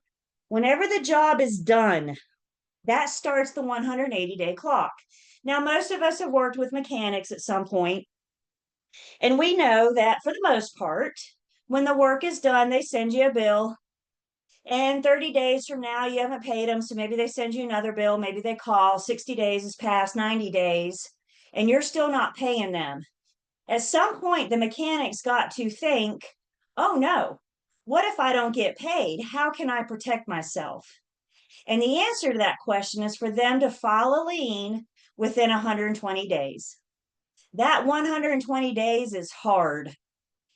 On day 121, they've lost their right to file, which means they've lost their right to stand in line at lien priority. Now, they can still send you threatening letters. They can still say, please pay me. But on day 121, they can no longer file the lien. They've lost their right to be in lien priority. So they'll probably send, like we said, they'll probably send you a couple notice, 60 days, 90 days. And then at some point, they got to decide. It doesn't look like this person's willing to pay me. So what are my options? And here we are. The mechanic, as we mentioned at the top of this lien discussion, those that you owe money to, those that file the lien, have the right to take your property and sell it so they can get paid. And the mechanic is no different. 180 days from when the work ended, the mechanic has the right to take legal action to enforce, which means they could start the foreclosure process. Now, I'm not telling you they're going to. You know, you think about that landscaper that, you know, $600 updated you. They gave you some rose bushes and they gave you a really pretty front yard. I don't know that they're going to foreclose on you over $600, but this is what I need you guys to hear me say. They can. So 120 days. And guys, please understand, we're going to see a timeline in just a second. Both the 120 days and the 180 days take effect from when the work ended. The 120 days, the 180 days take effect from when the work ends. So here's that timeline. The job begins on the 5th. What are you doing? I don't know. You're doing something with mechanics. The job begins on April 5th. They finish the job on May 5th. That 120 day, 180 day is going to start on May 5th. It starts when the work is finished. It starts when the job is done. Without getting into semantics and specifics about the number of days, what we're saying is from May 5th, they have 120 days to file the lien. And also what we're saying is from May 5th, they have 180 days to sue to enforce legal action, which could ultimately mean taking the property. So we mentioned, let's talk back up to lien priority again for just a second. And without talking about lien priority yet, we mentioned that the mechanics liens are a little bit different. What lien priority tells us, what we're getting ready to learn with lien priority. Sure. Lien priority, those standing in line, you got your superior liens first. Real property taxes and public special assessments are always paid first. Liens after that are paid in the order in which they are recorded. Liens are recorded down at the public courthouse. They're recorded through the Register of Deeds. They become public records. All liens, if you want to get paid, all liens are recorded. And lien priority says we get paid, those lien holders get paid in the order in which the liens are recorded, except for the mechanics liens. So liens are paid in the order in which they're recorded, except for the mechanics liens. The mechanics lien is retroactive to the day the work began. When did this person first start showing up and doing an improvement on your property? They first showed up and provided materials and labor on April 5th. So even though they may not have filed the lien until 120 days after May 5th, their lien priority is retroactive to when work began. So the 120 days, the 180 days starts when the work ends. Lien priority allows the mechanic to go back to when the work began. More on lien priority. Mechanic's lien is the exception. So you got your superior liens. Liens after that are paid in the order in which they're recorded, except the mechanic's lien. The mechanic's lien is paid when the work began. That's going to be their date. So the mechanic's lien is the only one not paid in the order in which is your superior liens. And then the mechanic's lien is not paid in the order in which the work, in which it was recorded. It was paid in the order in which the work began. The closing attorney. I got a whole unit dedicated to the closing attorney, but let's just take a little peek. The buyer in the transaction, when you're buying a house, the buyer hires the closing attorney. The closing attorney's job is to make sure that their buyer client is getting clear marketable title. And one of the ways that the closing attorney will ensure that their client is getting clear marketable title is by doing a very thorough search of the public records. They are looking for these specific liens on the property. And part of the seller's responsibility before we close, before that deed changes hands, the seller has to pay off from their proceeds any liens that are attached to the property, any specific liens that are attached to the property. You'll have to pay off your general liens as well, but the general liens don't affect the buyer. The specific liens affect the buyer. So here it is. Lien priority. North Carolina is a pure race state, which means the first one to record wins. It's a race to the courthouse to get your document on record. And that date and time stamp tells you your lien priority. What order are you in when it comes back? Thank you. When it comes time to be paid. So let's picture this for a second. You are going to sell your house and you have a whole bunch of lien holders. Maybe you know about them, maybe you don't. You have a whole bunch of lien holders standing there in line with their hand out. And lien priority tells us in what order they're going to get paid. So you always have your superior liens. Superior liens are always paid first. Those are your property tax bill and your public special assessments, your government special assessments. I always think of it this way. The government makes the rules. So the government's going to make sure they get paid first. Makes sense to me. If Julie made the rules, you know who would get paid first? You better believe it. So government makes the rules. Government says we're going to call our real property tax bill and our public special assessment superior liens, and we're always going to get paid first. All liens after that are paid in the order in which they're recorded, except for the mechanic's lien that'll be paid in the order in which the work began. Most of us, when we buy a house, most of us have to use a lender. We have to take borrowed funds to assist us in purchasing the property.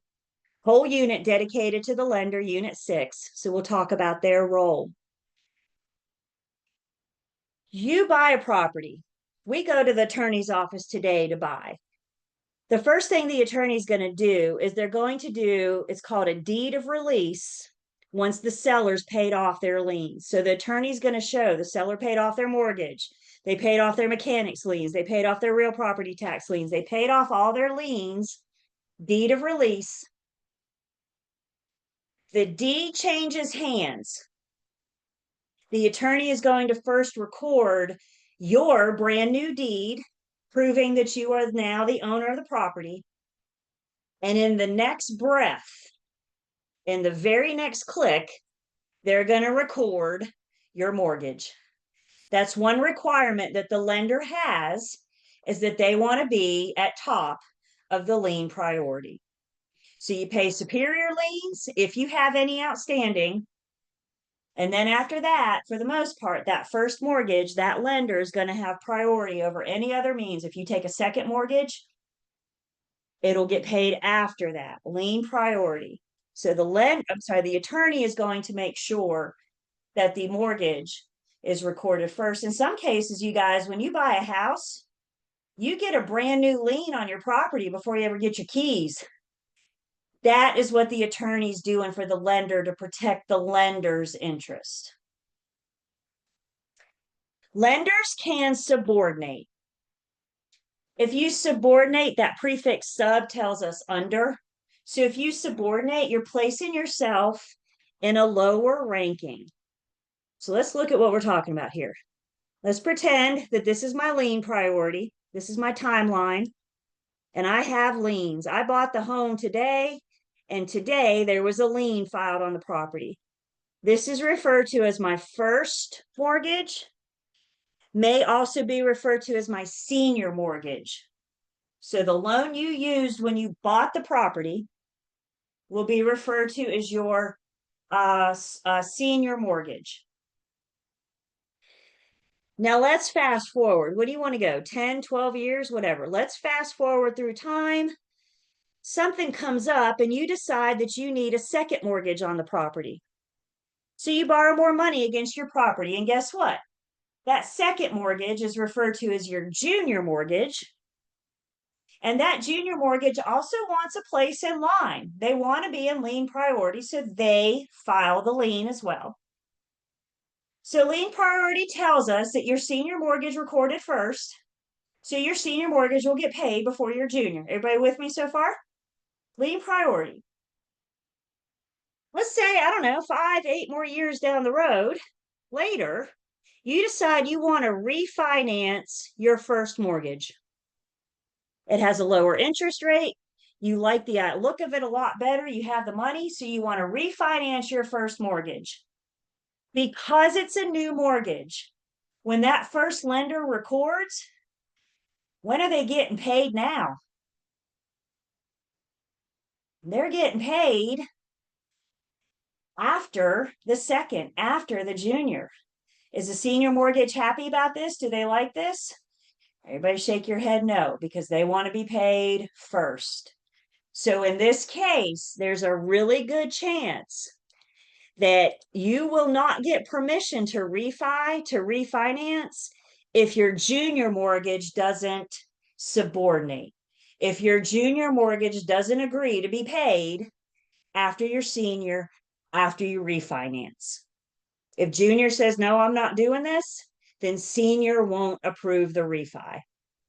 So that's what we're looking for to subordinate. You're placing yourself in a lower ranking. You're placing yourself in a lower position.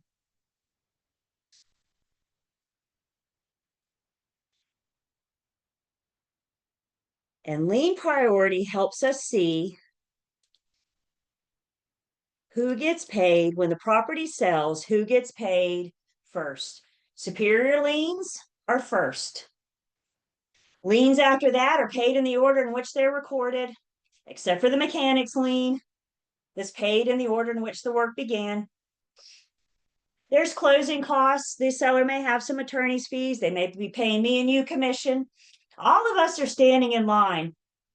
And the very last person in line, the very last person to collect from the sale of the property is the seller. The seller gets whatever's left after everybody else has paid their liens, closing costs, etc. Whatever's left when all of that is paid off is the seller's. Now, I said something earlier that might have scared you a little bit. And I said, maybe you don't know that you have a lien on your property. Guys, I'm going to be honest. The mechanic is not going to give you the courtesy of telling you that they're filing a lien. The mechanic may have told you in their letters to collect, but they're not going to call you and say, I'm going to file this lien on you now. They're just going to do it. And most of the time when we have liens filed on the property, we don't always get noticed, which means it may be that we don't know that we have some of these liens until we get to closing, until we're trying to sell our property and we learn we got to pay these things off.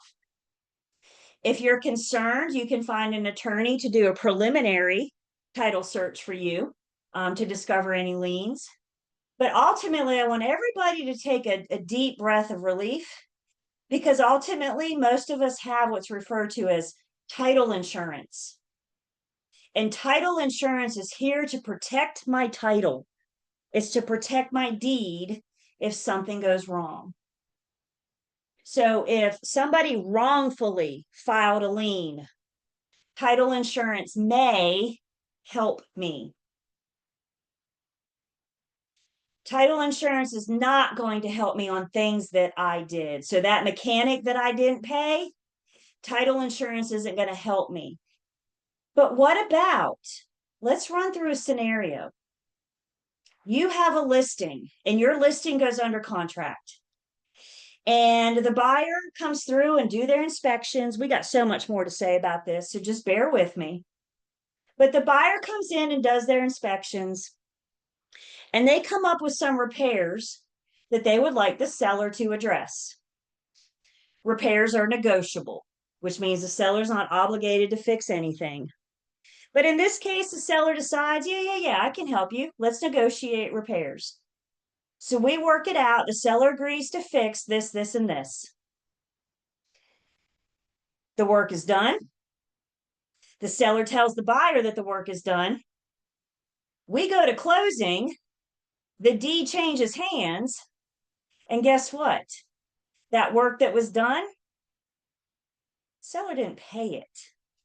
So now after closing, I got a mechanic filing a lien on the property. And the buyer, now the new owner, may not know about this until they go to sell. Title insurance will help them because title insurance covers us. They say they covers us from errors of the past, things that the previous owner did that affect my title. We have insurance for. More on title insurance.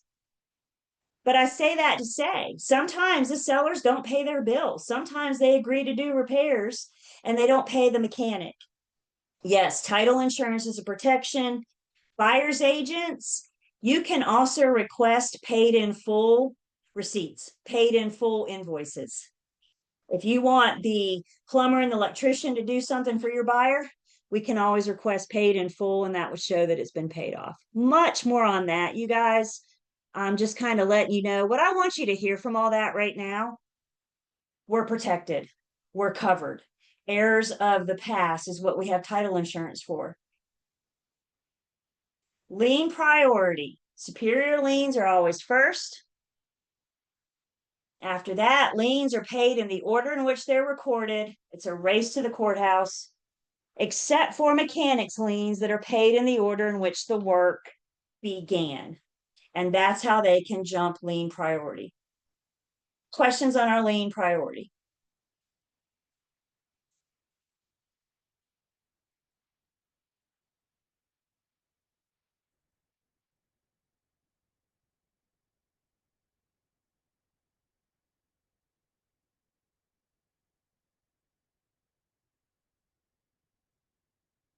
We'll just stop and ask ourselves some questions. And if we ask ourselves, are there any issues that can impact ownership? I mean, my goodness, we've only been together a short amount of time, and we've already uncovered things that could impact ownership, those liens, those easements, those encroachments. So when it comes to those liens, it says, can the seller pay off all the liens?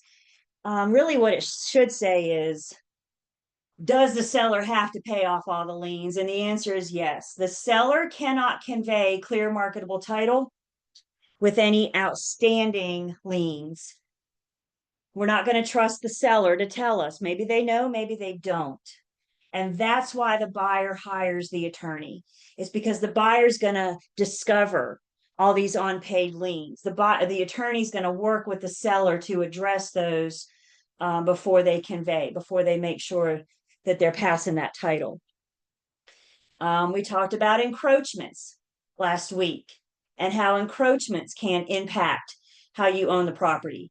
If you have your improvement or an improvement going on to somebody else's property, somebody else's land, that makes both titles unmarketable, which means encroachments, once they're discovered, are going to have to get addressed before we close.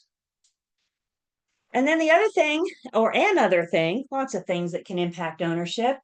Are there any easements on the property? So we know easements are pertinent, and it's not just the easements for the power lines and the utilities. We know they're there, but are there other easements? Is there a commercial easement in gross that has railroad train tracks or a billboard on the property, for example? All of this is things that we're doing to help the buyer learn what it is that they're buying. Next unit, we get into agency. We're going to talk about what it means to be a seller's agent, what it means to be a buyer's agent. North Carolina, the buyer's responsible to learn about the property. They're going to do their inspections and investigations to learn about the property before they buy. And when a buyer hires an agent, I take on that responsibility with them. I'm going to assist in their inspections and investigations. I'm going to help them learn everything that they need to know about their home or should know about their home before they buy. So let's do a quick review. Who can give me an example? What are some things we said about? First off, who can tell me what I mean by public special assessments? What's that word public tell me?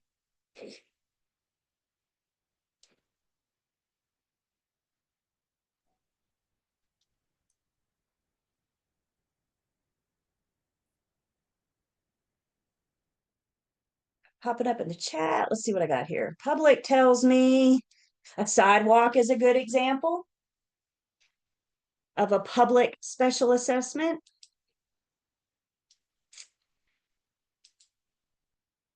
Government, there we go. Yeah. So when we talk about public, we're looking for government special assessments. So yes, your sidewalks, your water. I know somebody said mechanics lien. The mechanics lien wouldn't be a government special assessment. That would be you hiring a guy to come to your home to do work. Nothing to do with the government there. So these public special assessments, the government is making an improvement to the property, and they're letting you pick up, as the homeowner, they're letting you pick up some of the bills.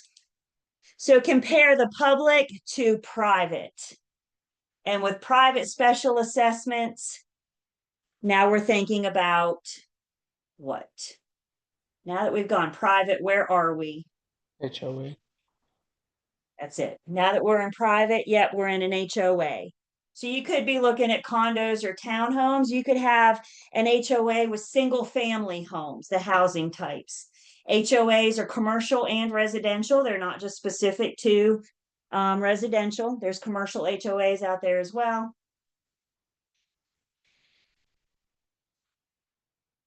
That's a great question. Keep it simple. What is an encumbrance?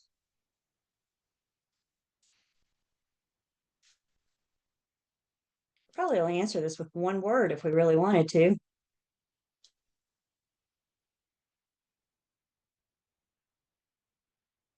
Open up in the chat. An encumbrance, yes. An encumbrance is just a limitation. Yep, an encumbrance is just a limitation. What are examples of encumbrances? Liens, easements, encroachments, covenants.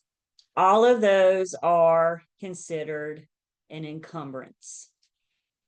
So the best definition, back up, big picture, an encumbrance tells us that it's a limitation. What are examples of encumbrances? Liens, encroachments, easements, covenants. You guys with me? People buy houses every single day with encumbrances. I mean, again, we talked about our utility easements. You like water running to your home? You like electricity? Unless you are totally off the grid, doing it on your own, you probably would not be on this call. But if you were totally off the grid, maybe. But most of us have that easement to allow those utilities to get to my home. Questions on encumbrances?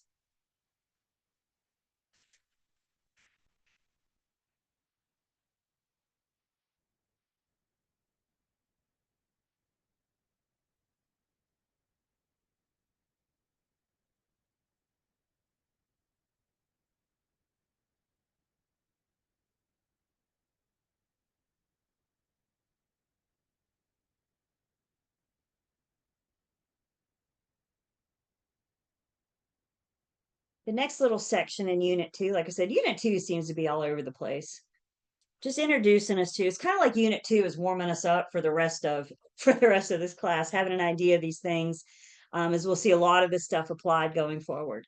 So the next section is some government controls. How the government controls the land. You may use it fee simple, absolute, highest form of ownership, but you still got government controls and restrictions. So that's what we're talking about in this next section. Specifically, we're going to talk about public land use control. So earlier we talked about private, which was the HOA. Now we're going to talk about public land use controls. And one of the best examples we have of a public land use control is zoning. So we're going to talk about zoning, what zoning means, what it does. And I got some zoning terms, some zoning words that we need to be familiar with. In the private land use controls with the HOA, again, the difference in public versus private is how it's enforced. Private, it's enforced through the HOA. Public, it's enforced through the government. Public land use controls are enforced through our local government, city, county, however it's divvied up. And when we talk about being enforced, you guys, if you live in an HOA and your neighbor paints their house to look like the Skittle house, you call and complain to the HOA. If your neighbor is violating zoning, you call the cops. It's going to start with that government control, how it's enforced, who enforces it. So we've covered the private. So now let's talk about the public, the government enforced. With our government regulations of land, through zoning, various zoning ordinances. We're going to talk a little bit about building codes. Building codes give us codes on how to build, minimum standards, construction standards. Subdivision ordinances, and what we're saying here is the creation of subdivisions. When developers decide to build, they got to go through the proper government regulations. They have to make sure zoning's allowed. Once they build, then it becomes a private regulation. But to get it started, it's got to start through the public. We're going to go through that process. And then we got some environmental regulations, environmental issues that all are regulated through these government regulations, through these public land use controls. Before we get into all that, though, let's talk about zoning. Zoning is local in nature. And what I mean by that is each local municipality sets its own zoning. It's not state, it's not nationwide. Zoning is local in nature, and it's through something called the Enabling Act. Zoning Enabling Act allows cities, counties, municipalities to set their own rules, to set their own zoning. So in other words, what we're saying is Raleigh, the government of Raleigh, can't come to Winston-Salem and say, this is how you do your zoning. The government in DC can't come to Winston-Salem and say, this is how you do your zoning. Winston-Salem does Winston-Salem zoning. It is local in nature. And this local zoning, the whole point is to provide health, safety, and general welfare for the public that lives in that municipality. So any of these zoning decisions, any of these zoning ordinances is supposed to be what's in the best interest of the public. Zoning should not be muddy. It should be clear. It should be precise. It should be fair. A lot of times if they want to change a zoning, and we're going to talk about this, but a lot of times, for example, if they want to change a zoning, they invite the public to weigh in. Offer your opinion, offer your thoughts before we make this change. So it should be clear, it should be precise, and it should be fair, all with the big picture in mind of doing what's best for our people.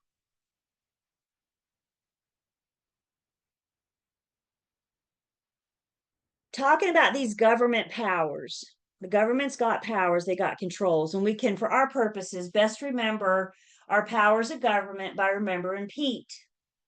And Pete helps us better understand what these local government have the power to do.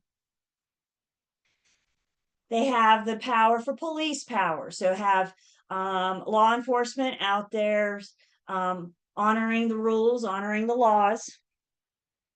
Our zoning laws also follow under police power, as they can be regulated. Now, if you call the cops on your neighbor because they're violating zoning, I'm not saying the cops can show up and say, stop that. But they can start the ball rolling. It might be we have to go in front of a judge. It might be we have to, get attorneys to figure this out. I don't know. But police power, our zoning laws, is one of the powers of the government. The first E in Pete is our eminent domain. We're going to talk a little bit about eminent domain, but this is taking the property for public good. So if the government decides they need your property, maybe they want to widen the road. Maybe you live on a 2-lane road and they want it to be a 4-lane road. They would take some of your property to make that happen. Maybe they're building a new government building and they need your corner lot. We will talk a little bit more about eminent domain. The T in Pete is our taxation. So we've talked about our real property taxes, specifically that Machinery Act that sets the ceiling. It sets the limits on what cities, counties can charge for their zoning ordinances. And then the other power that they have, if a homeowner passes away, escheat.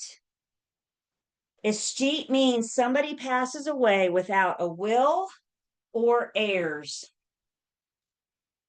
No will, no heirs.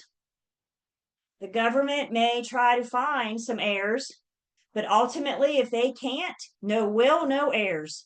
And if they can't find any, or if they don't look for them, then the government could take the property through escheat. A little bit more about this as well. So with our police powers, specifically with our zoning, we can see this sample map. This is Greensboro.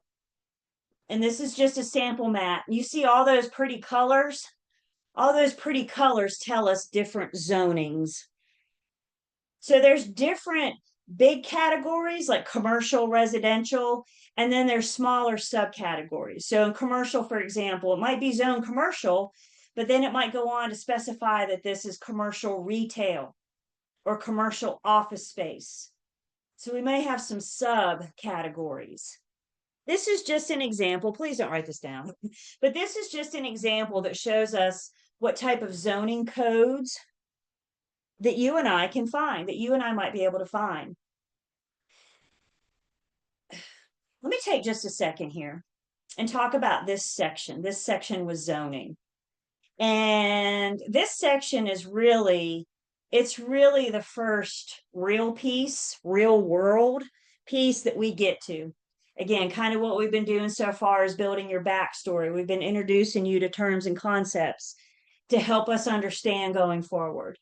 But when it comes to zoning, it's a very real world thing. Before you list a home for sale, you have to discover the zoning. You can't put the listing, you can't activate it. It's a required field. So you have to first find the zoning. If you're helping a buyer buy, if your buyer tells you they have a specific use, maybe they want to buy somewhere to put in a shopping center, an industrial park. If your buyer has a specific use, I'd say for the most part, we can rely on the zoning information provided in the listing. But if your buyer has a specific use, they want to put a university on it or something, then I'm going to take it a step further and I'm going to help them assure that they can do what they want to. So zoning becomes part of our jobs as agents. I have to look it up when I'm listing a property. If my buyer has a specific end use, I'm going to look it up to ensure that their end use can be met. Where do we look it up? There are many different county sites. You will not be tested on this. So some of you, I just know some of you guys just can't wait to get your license. So each county has what's called a GIS. So if you want to, on your non-study time, if you want to look up your county's GIS, just Google your county's GIS, and you can find all sorts of information. Some of that information will lead you to the taxing information, the register of deeds, where you can find the deed. There's the zoning information. The GIS is a great place to start.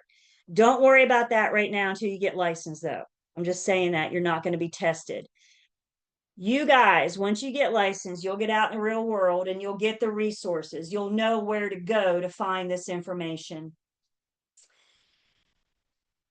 As a licensed broker, I need to be the expert of my market. And when I say that, that's a very, very broad statement. I am the expert of the market that I choose to work. I don't know every single property. I don't know every single buyer. I don't know every single seller. But what I do know is, where do I get this information? How can I help my buyers and sellers get this information? And when you guys get licensed, at some point, you're going to have to decide, where do you want to work? Do you want to take on Winston-Salem? Do you want to take on Forsyth County?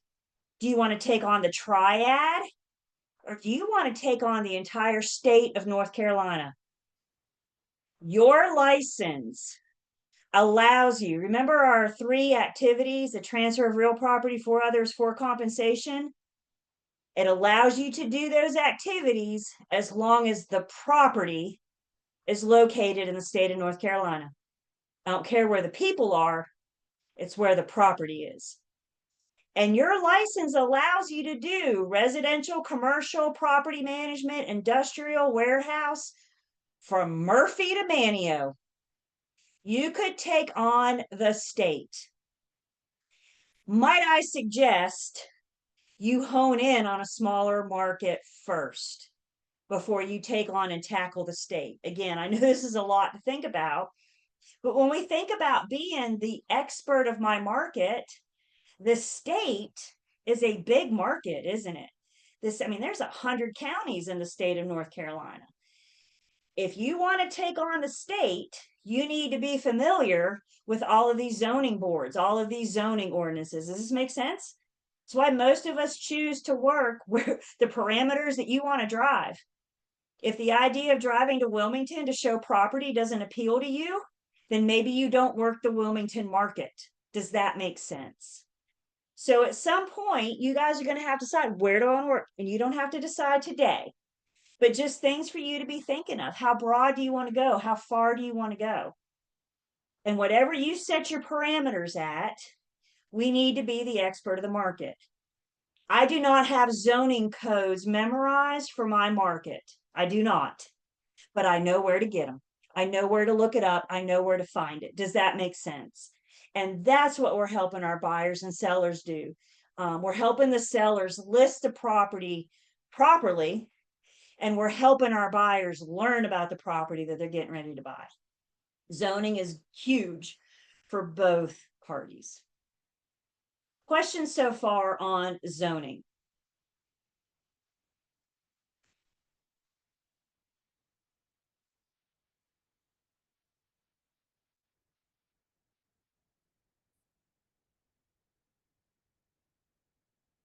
All right.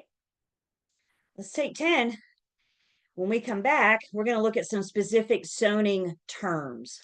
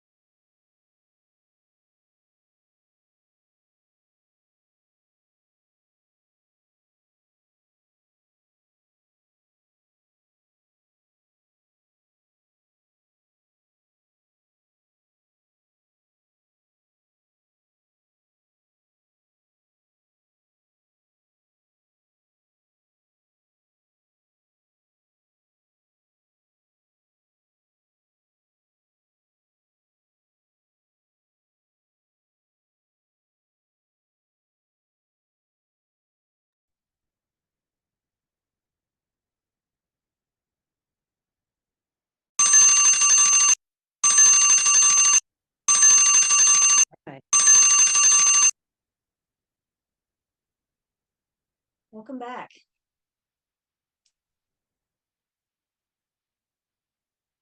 How are we doing? We're good? Thumbs ups, smiles, head bobs. Not sures. That's a fair response too. Not sure. Get it.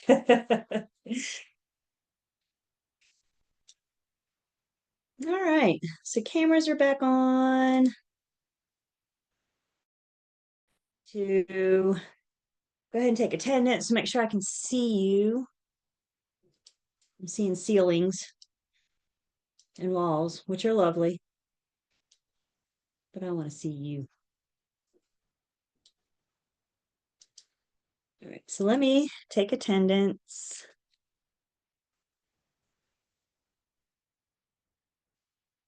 And let's talk more about zoning. Again, we're gonna just introduce you to this idea of being the market or the expert of my market. I mean, I don't know if we think about it, I'm in and out of buyers and sellers' lives so fast. I mean, in some cases, let's go back to the pandemic for a minute. The pandemic, I could sell your home in hours. No, I'm not making that up. It was wild. That's not the market today.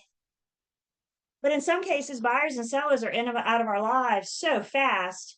Guys, what remains is the market. What's here to stay is the market. Yes, I sell houses, but what I'm working on is the market. That's what I'm being familiar with. So start understanding that concept. Well, obviously, we're going to build on that. Like I said, zoning is really the first real world true agent thing that we've gotten to. So we are just getting started. When it comes to zoning, there are some zoning terms that we need to be familiar with. So let's go through the terms and then let's talk about how you might see these terms on your exams. I do recommend the terms going on flashcards. I do not recommend you trying to put the terms on the flashcard right now. Remember, you have the PowerPoints, you have the recording. If you're trying to write notes and a flashcard, it's just a lot going on.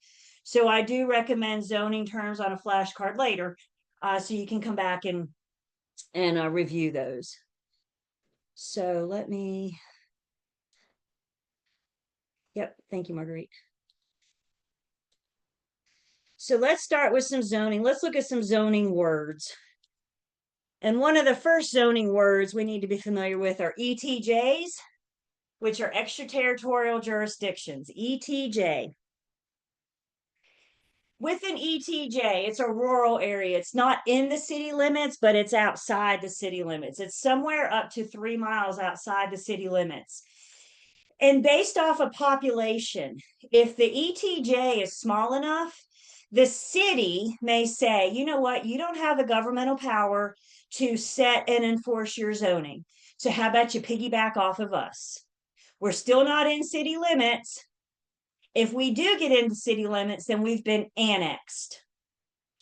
But we're not in city limits. However, because we have a small population, but we still need some regulation, ETJs for up to 3 miles can allow those smaller rural areas. We can take care of your zoning. Big city is saying we can take care of your zoning since you just don't have the resources.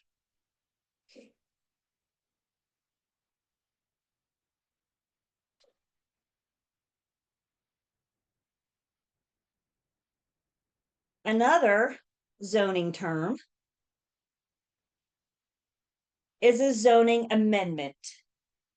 Make a note for me. We're going to see this word amendment a couple times. If you amend something, all you're doing is changing it. An amendment is a change. So then a zoning amendment is a change to the zoning code. There is a proposal out there to rezone. And what they're looking at doing is changing the zoning code. You guys, I don't know, but if we live in the Triad, Triangle, Charlotte, Wilmington, Fayetteville, guys, North Carolina is a growing state. We're a lot cheaper than California. We got beaches, mountains. It's a great place to be. I think we can all agree with that because we're here. But North Carolina is a rapidly growing state. And so we're having to see some zoning changes to allow for all this growth. When a proposed zoning amendment is on the table, they will put notice out to the public and allow the public the opportunity to weigh in on their opinion on the proposed zoning amendment. Maybe it's residential and they want to rezone it commercial. Maybe it's residential and they want to rezone it to allow residential and commercial. Either way, they're going to put public notice out to give the public the opportunity to express and voice their opinions. You guys, as you're driving around wherever you are, there's a really good chance you don't have to drive far to see these zoning signs. And either they are red signs with white Z's, what we're looking at here, or I've seen white signs with red Z's. But either way, they're alerting you. These signs are alerting you to a public hearing. There's information on the sign, which means you either need to go home and look it up on your government's website, or if you pull over safely, always be safe. But if you pull over, you can get the information to know what to look up, to know where to find. But these signs are alerting the public to a possible zoning amendment. Once they hear from the public, then the government will rule whether or not to pass that zoning or not. So the whole rezoning is a formal process. It is, in fact, a process. And ultimately, what we're trying to do is change the zoning. So an amendment, please make sure you have that written down for me. We'll see that again when we get to contracts. And we may talk about amending your contract. So an amendment is just a change. Keep it simple. Another zoning term. Yep, very common. We'll get you.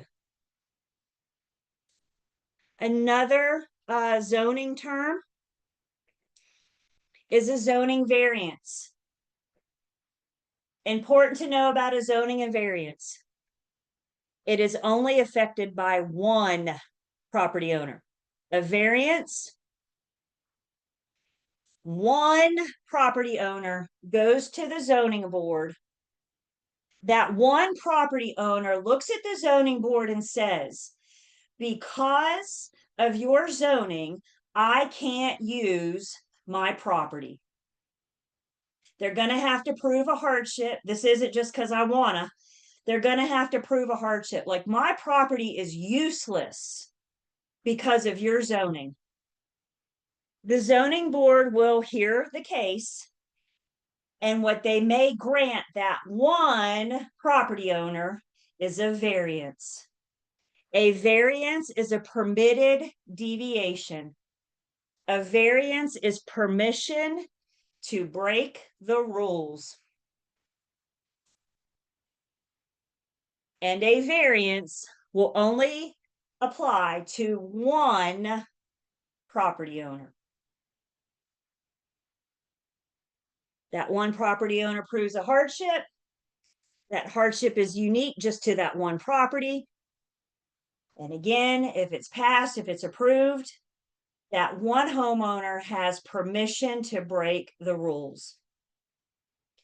My future agents, just because you see one person violating zoning or covenants does not mean I get to look at my buyer and say, well, they're doing it, so I'm sure you're okay as well.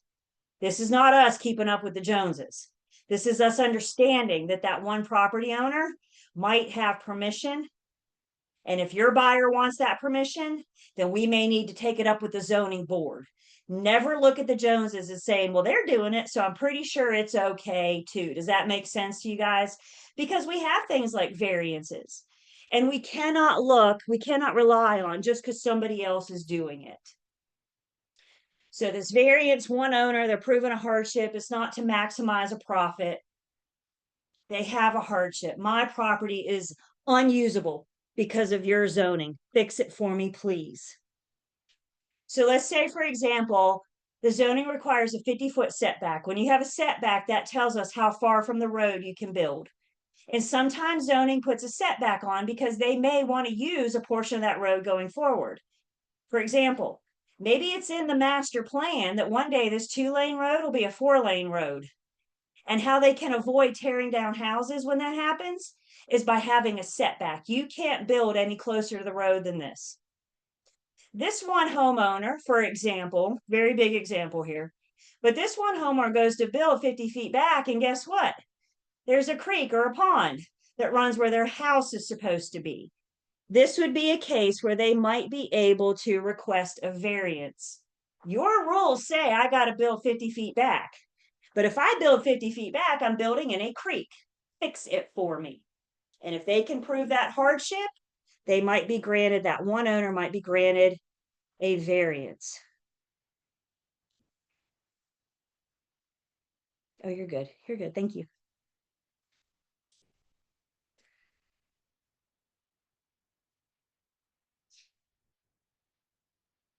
Another zoning term is talking about building codes. Building codes are statewide.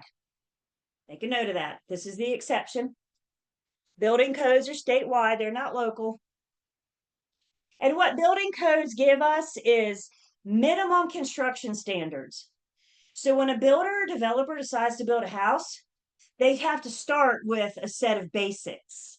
And that set of basics, their minimum building standards, are building codes. Building codes have changed over the years as supplies, as materials change and progress, technology. Building codes will continue to change. So if you're building, or if you're going to be a builder or developer, you're going to have to stay current on the building codes to make sure that you're building in compliance.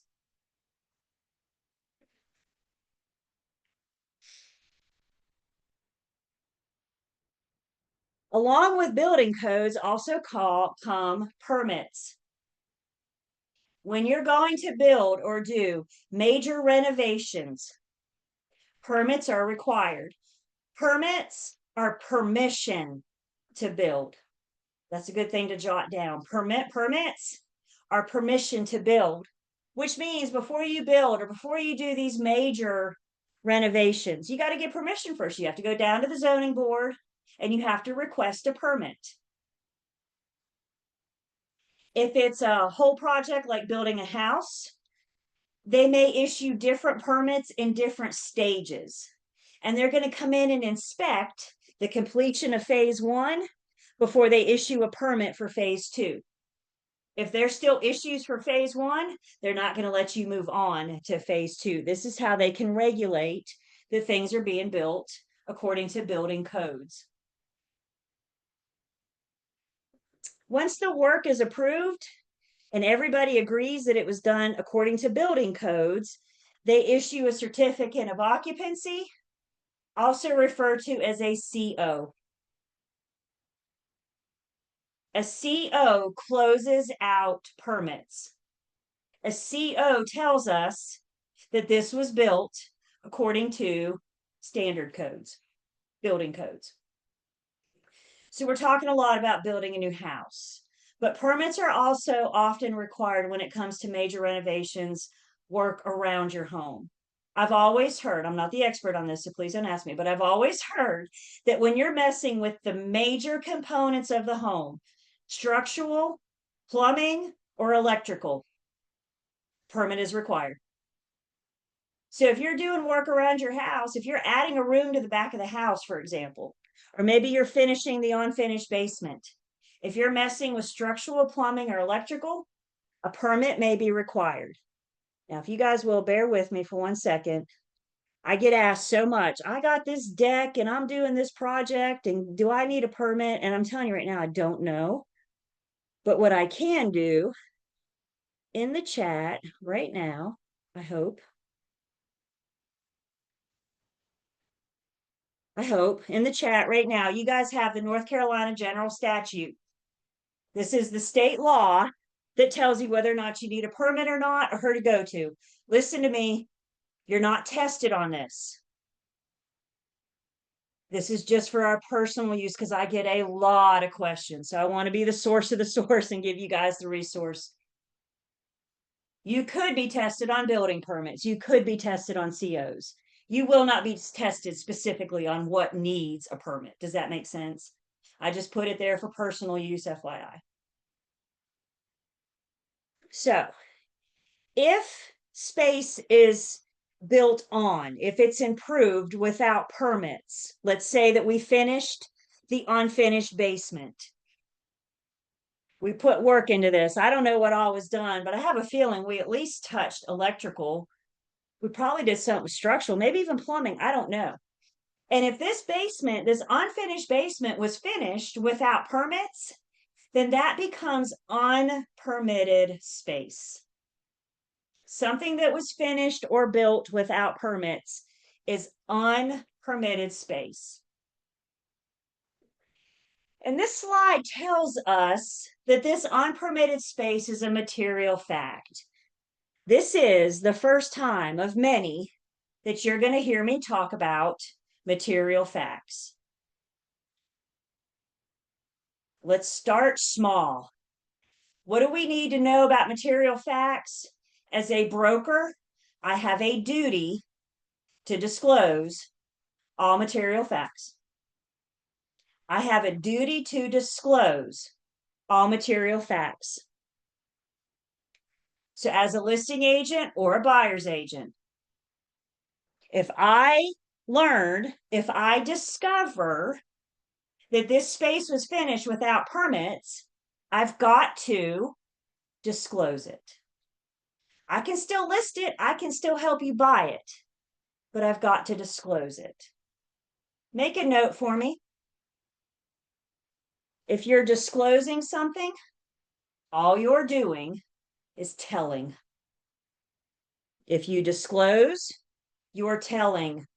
Y'all, I don't have many secrets as a broker. One way I could possibly learn about unpermitted space is by looking at the tax records. The tax records is going to show me the finished space. And the tax records may have an unfinished basement. Let's say I get a call to list this home for sale. I'm doing my research on the home before I get there. I'm looking at the tax records. I'm looking at the deeds and the zoning before I even get there for the listing appointment. And the tax records tell me that they have an unfinished basement. And we go down in the basement, it looks like the one on the right. My little red flag just went up to prompt me to ask the seller some questions. Did y'all finish this basement? It looks really nice. You guys did a good job. By the by, did y'all pull permits when you finish this basement? The seller says yes or no. No matter how they answer, I can still list the home for sale. And I can list it for sale as a finished basement. I can advertise it and promote it, but I've got to tell consumers that it was finished without a permit. It's unpermitted space. So much more on material facts. We're just grazing surfaces right now. I have a question. Yes. Hey, Raj. So say we buy a property that we knew that had a non-permitted space. Mhm. Once we buy it, is there anything in the eyes of the city that we can do to correct it? Yes, that's a great question. You could have it permitted after the fact. It's not going to be as specific because, quite frankly, I'm going to go back here. Now that this sheetrock is up, the only way to see what's going on behind here with plumbing and electrical, does that make sense, is to tear down the sheetrock. So they're not going to ask you to do that, but what they might do is come in and cut a little hole in the sheetrock just to kind of see what's going on back there. So it is possible to permit after the fact. It's just not as accurate, but yes, we could. So you buy and you want to know, or you sell or whatever, we could have it permitted after it's finished. It's just not going to be as accurate.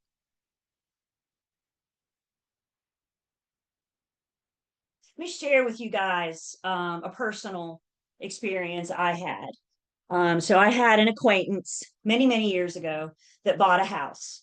And she bought a 3-bed, 1-bath, little cute little country home out in the middle of nowhere. I knew her when she bought it. What the heck? I was invited to her housewarming party. So I've seen the home. I've been there. I was aware of what was going on when she bought it. Fast forward a couple years, and now she wants to sell. And so she calls me. Can I talk to you about selling my house? Of course, my answer is yeah. So we set up a listing appointment. And I'm doing my research on the home before I go over to meet her, before I look at the listing appointment. I know she bought a 3-bed, 1-bath. I pull up the tax records and they say 3-bed, 1-bath. All the information I'm finding is 3-bed, 1-bath. I go to the home, she starts giving me a grand tour, and lo and behold, there's a second bathroom. My little red flag just went up. I knew darn well it wasn't there when she bought it. I know the tax department didn't know that it was there. Otherwise, they would have had listed as a 3-bed, 2-bath. Everybody with me? So I asked her, hey, buddy, talk to me about this bathroom. And she's like, oh my God, we did so good. And we took a portion of the closet and part of the pantry and part of this section of the kitchen, and we made a bathroom. And I was like, wow, you knocked down a lot of walls. When you're dealing with bathrooms, you're dealing with plumbing, you're dealing with electricity. I mean, she hit all the highlights, right? So then I asked her the question that I already knew the answer to. Did you pull permits when you did this second bathroom? And she said, no, I didn't pull permits. Should I have? Yes. Would you be willing to get it re-permitted after the fact? She said, is it going to cost me money? I said, yes. She said, then no, I'm not willing to do that. Okay, so I'm dealing with an unpermitted bathroom. Is everybody with me? I can advertise this home as a 3-bed, 2-bath, but I've got to disclose that that second bathroom is unpermitted. I've got to tell potential buyers that that second bathroom is unpermitted. The vehicle that we disclose doesn't matter. Do you do it via email? Do you pick up the phone? I don't care. The vehicle that we disclose doesn't matter. That friend of mine was talking to other agents as well. This was a competitive listing appointment, which I knew going into. And she said, thanks for coming out. Hey, it was so good seeing you. I'll let you know what I decide. And I said, awesome. I did not get that listing. And let me tell you guys something. I hate losing a listing for any reason. And when I lose a listing, I will stalk it because I want to know who lists it and for how much. That home never came on the market. She ended up going for sale by owner. And while I'll never know for sure, my gut tells me is because every agent showed up and said, we have to disclose that this bathroom was completed without permits. That's the listing agent side of it. Flip that coin. This home's on the market for sale and you have a buyer that's interested. You're helping a buyer. And you're looking in those same records, not for everybody, not for every home the buyer wants to see. But when the buyer says, this is the one I want to make an offer, I'm helping the buyer look up tax information and deed and zoning and all these things we're talking about. I'm helping the buyer do the same research. So as a good buyer's agent, I pull up tax records and guess what it tells me? 3-bed, 1-bath. Did my flag just go up to ask questions? Did my flag just go up to learn why the tax department only has a 1-bedroom when I'm clearly looking at 2? This just goes to show us about the importance of assisting our buyers and sellers. Learn this information, look this information up. I'm a fact finder. I help them gather all of the information so they can make an informed decision. Much more on material facts. This is your very first time you're hearing it, and you just get used to hearing it a lot more. We will talk more about material facts. Back to our unpermitted space. Do I have any questions on the unpermitted space?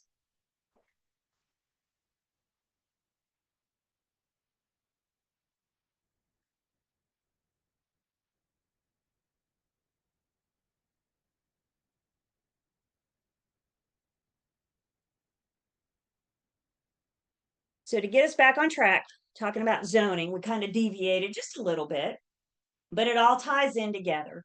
So if we do a nice side-by-side comparison, building codes are statewide standards for safety. There's North Carolina building codes. Zoning is local regulations for how you can use the land, commercial, residential, industrial, for example, multiple use.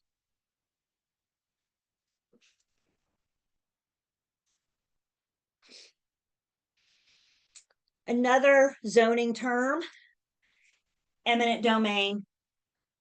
This is the power of the government to take your property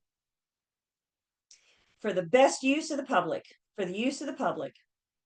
Maybe they'll take the whole property, maybe they'll just take a portion of it. In this case, they're taking the whole property. Another example we use is if they want to widen the road in front of your house, they may take just a portion of it for that third or fourth lane. The process of taking the property through eminent domain, the process is called condemnation. So eminent domain is the power to do it that the government has, those police powers. Condemnation is the process. If they take your property for public good, they will offer you just compensation for what they take. And I use the word just compensation in parentheses because they will pay you for what they take. They will have their assessors go in, figure out the value of what are they taking. Are they taking the whole property or just a section of it, a portion of it? And they will figure out that value. And they will offer you, they will pay you for what they're taking. What they can't pay you for is any future consequences that taking part of your property may affect. For example, right now you live on a 2-lane road. Sooner rather than later, you're going to live on a 4-lane road with a turn lane. Did you just lose value? Oh, by the way, you're 2 lanes closer to the road than what you once were. Could you have lost value? Probably. They don't compensate you for that. They just compensate you for what they take to widen property. Eminent domain is often fought. It's usually not perceived well. Pops up on the news every once in a while. If you get a letter that the government wants to take your property eminent domain and you don't want this to happen, get you an attorney. See what course of action you have. By the way, somebody asked me in the chat earlier if I have an attorney. Myself as a broker, I do not specifically have an attorney, but I know where I could get one if I needed one. My firm has a couple attorneys that they talk to on the regular, so resources we can go to. So, but we do have attorneys that we work with. I don't have anybody on retainer though, nor does the firm. But we meet them, especially attorneys that specialize in real estate, that know the real estate laws. And make friends with them, because that would be a good one to have on a speed dial every once in a while. So eminent domain is the power, condemnation is the process. Another zoning term is a non-conforming use. And we got 2 types of non-conforming use. First off, it's a non-conforming use because it doesn't conform. It's a deviation from the current zoning. And when we talk about non-conforming use, we need to understand that there are 2 types of non-conforming use. They're either legal or illegal. Non-conforming uses are either legal or illegal. Somebody comes in about eminent domain. Can you refuse to sell? That's where you need to talk to an attorney to discuss your options. If the government, let's simple as I can, if the government wants your property, they'll get it. Get you an attorney to discuss your options. So non-conforming use is either legal or illegal. Let's talk first about the illegal non-conforming use. An illegal non-conforming use means that the use was in place. I'm sorry, back up. Illegal non-conforming use means that the rule was in place, but you started using the property in a manner that was different than the rule. So let's say, for example, you have this lovely apartment. Maybe it's a finished room over a detached garage. And you decide, you got a whole apartment above your detached garage. And you decide that a good way to make some extra money is to offer to rent this apartment out to a college student. You live nearby a local college, you want to help them out, so you offer to rent it out. Let's say your zoning is currently zoned for single family use. If it's single family use, how many families can live on that property? Just one. You rent it out to a college student. How many families are living on that property? Now we have two. It's not your family, it's some other college student. If that's not zoned for multifamily, then you violated the zoning. You know, another good example, you have a buyer that wants to buy a house, and they specifically tell you that they want to buy with a garage that they can convert to a hair salon. First thing I need to do as their agent is make sure their zoning will allow them to convert it to a hair salon. So you look the zoning up, you say, I'm sorry, your zoning is residential only. Buyer says, whatever, I'm going to buy anyway.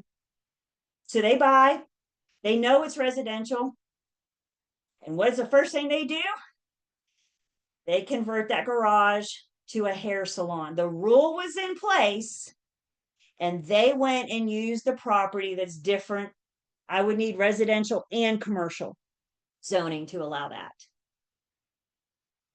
In that case, you guys, remember what we said? I think I said it on day one. That's a great example of why I need you guys to document everything. So if this conversation about zoning, you know they want to convert this, or you know they want a hair salon, and you tell them single family use only, residential only. If that conversation happened face to face or over the phone, I need you to go home and pound out an email talking about, per our conversation, this home you want to buy is zoned residential. Because guys, I'm going to be really honest with you. This buyer buys, they convert their property to a hair salon, somebody calls the cops, and they get in trouble with the government. Who's one of the first places they're going to point fingers? Where's one of the first places they're going to go? Yep, I'm an easy target. So how do we protect ourselves? Document everything. So an illegal non-conforming use, the rule was in place, and we went and changed the use. Compare that to a legal non-conforming use. It's still non-conforming. In this case, the use was in place, and then they went and changed the rule. You're going to be grandfathered in. Once upon a time ago, this area was zoned commercial, I'm going to assume, for the hotel. And then at some point it was rezoned residential. They're not going to make the commercial building tear down. They're not going to make the commercial building stop business. What they're going to do is allow the commercial building to still operate under a legal non-conforming use. I think a better example of this, we see this so often.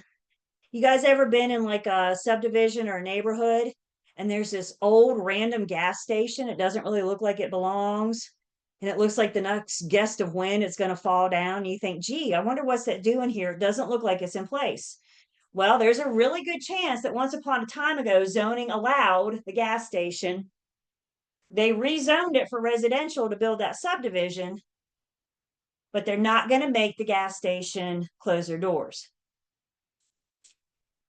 With that being said, if the gas station owner goes to sell, the new owner wouldn't be able to continue as a gas station because it's a non-conforming use.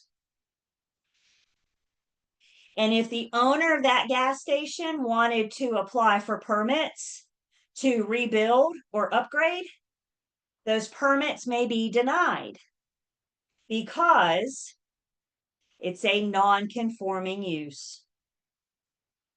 You are grandfathered in, you are allowed to continue under your ownership under these conditions, but they will not allow that use to continue forever. So let's make sure we're good on what we just said.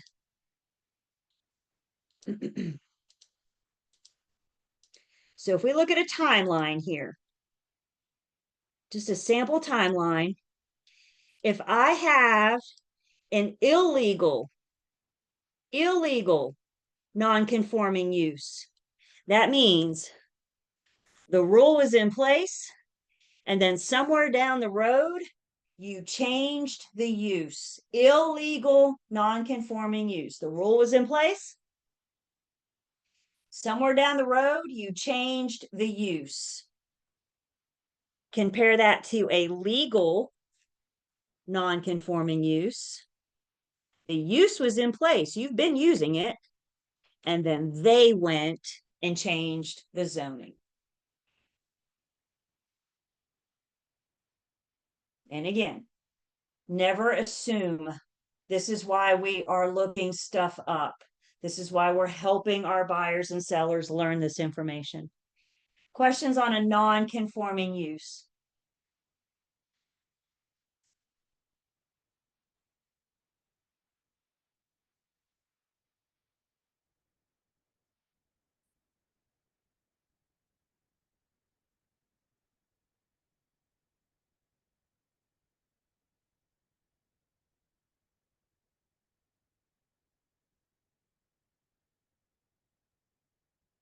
Another zoning term is our special use permit, also known as a conditional use permit.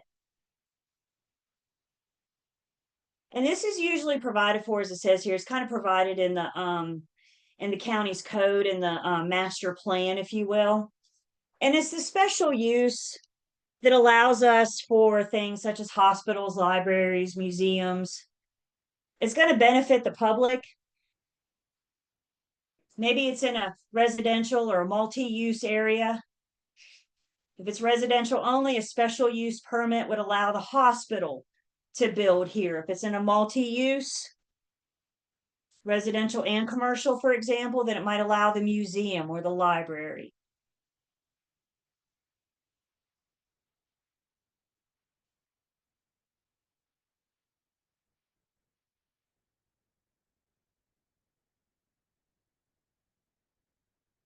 Another zoning term is called an overlay district. An overlay district is where we have two types of zoning. We have two layers or levels of zoning, both on top of each other, both have to be followed. An example of an overlay district. You may have a flood district, a flood hazard, overlaid over a residential zoning. You may have a historic district overlaid over a residential zoning. And either way, think about it. You got two sets of rules to follow. You got to follow the historic district zoning, and you got to follow the residential. Or you got to follow the flood hazard and the residential. We're just laying on top of each other. Speaking of historic district, it's another zoning term to be familiar with. Most cities, most places I know have some kind of historic district. The point of the historic district is to preserve the exterior. We want the outside to look like it did back in the day. We don't care what you do inside. We want the outside to look like it did back in the day.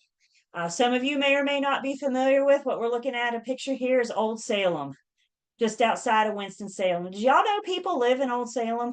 People like live there in those houses. The outside looks like Old Salem. It looks like it did back in the day. You're not going to find pink vinyl in Old Salem. Certain colors, certain materials just aren't going to get approved because we want Old Salem to keep looking like Old Salem.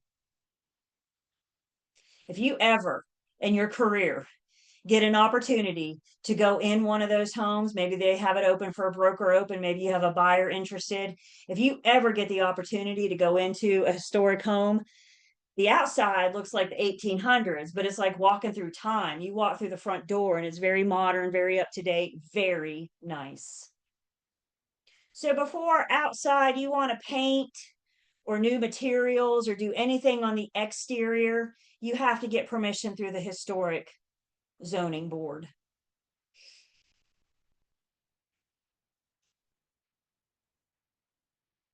Another zoning term is spot zoning. This is where we're going to take one or more properties to rezone it for a different use than what the neighbors use it for. So with spot zoning, it might be at the end of the cul-de-sac. We decide to use that lot as a playground. That lot would be different than the residential neighboring properties at the end of the cul-de-sac. Spot zoning is legal only if it's in the public's best interest. It's not just specific to that subdivision. Anybody could come play on that playground. You just don't have to live on the cul-de-sac. You can't keep people out. If you do try to keep people out, then you have an illegal spot zoning. It is for all.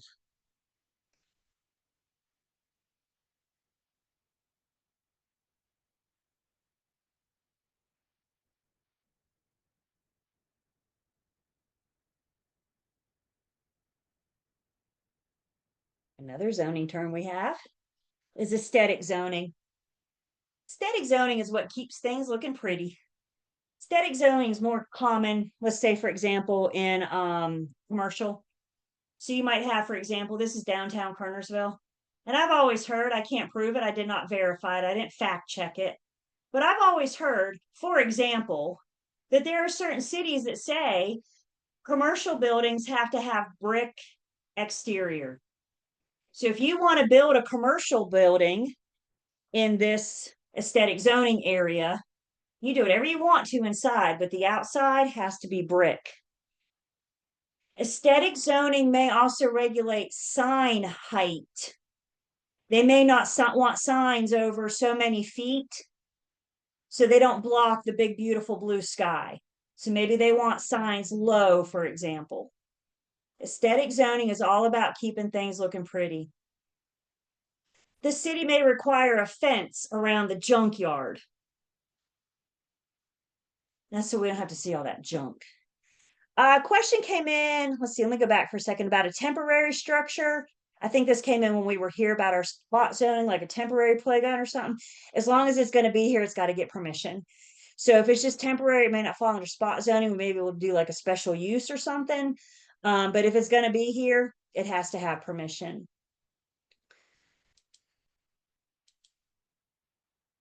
Okay, so there's some cases down at the beach that does very aesthetic zoning.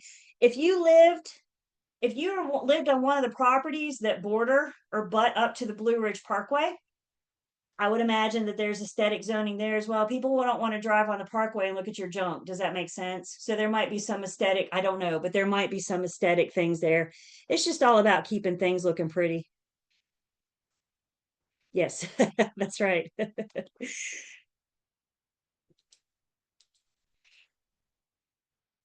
Another zoning term is a buffer zone. And a buffer zone is an area of land. It's usually grove, wooded, planted. And it's just meant to separate residential from non-residential. Maybe it's residential from commercial, maybe it's residential from industrial. But it's just meant to buffer between the two zones. You can see here, this area right here is my buffer zone. There's trees, there's things here to keep the two separate. So when these guys walk out on their back porch, they're not staring directly at this building. They got a little buffer in between. That buffer zoning protects those trees, you guys. It protects that land. So if you go out there with your chainsaw and think you're going to take those trees down, you will probably face consequences if caught.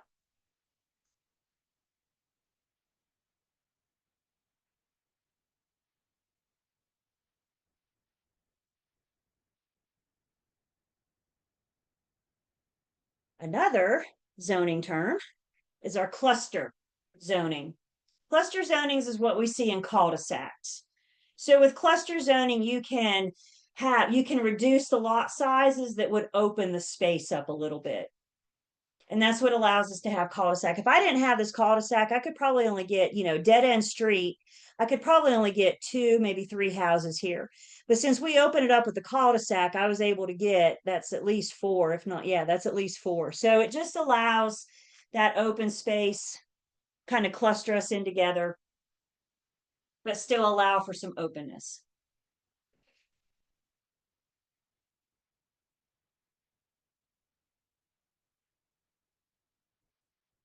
So guys, I just gave you some zoning terms. As mentioned, I do recommend as part of your study time this weekend, I recommend that you put these on flashcards so you can be familiar with them. For your exams, if you see a test question on these zoning terms, it's going to give you a scenario. And based on the scenario, it's going to ask you which zoning term applies, A, B, C, or Z. Cluster zoning, historic, spot, or variance, for example, A, B, C, or D. So based on the scenario, or excuse me, based on the very basic understanding of the zoning terms, if we have that basic understanding, then we can apply it to the scenario.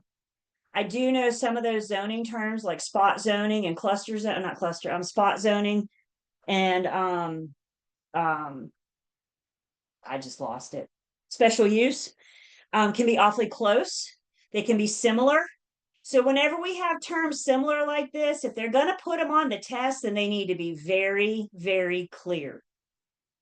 Please always make sure we're reading every single word of the test question and every single word of the answers. So basic understanding, and the best way I know to get the basic understanding is put them on flashcards. Give yourselves those flashcards. Questions on any of our zoning terms?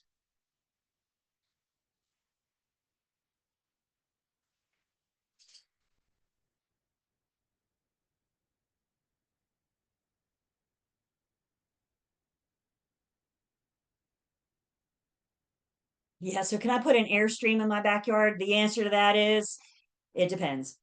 It depends on what your zoning is. Are you in an HOA? Do you have covenants? There's a lot to think about with these questions.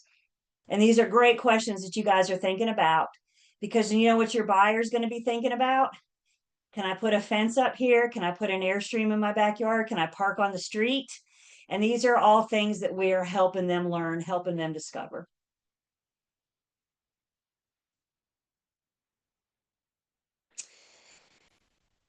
Real quick, just to clarify between some verbiage we might come across, urban versus rural. Zoning can vary depending on if we're downtown urban or if we're out in the middle of nowhere for rural, dealing with more agricultural, farmlands, rural. And what we need to know, you guys, what we need to understand going into this is that it's local, it's all different.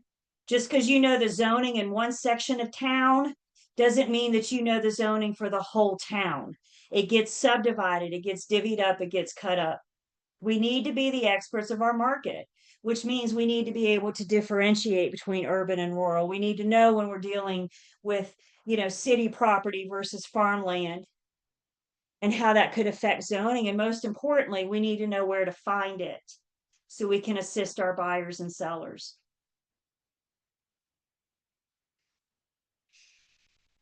Questions or comments on zoning?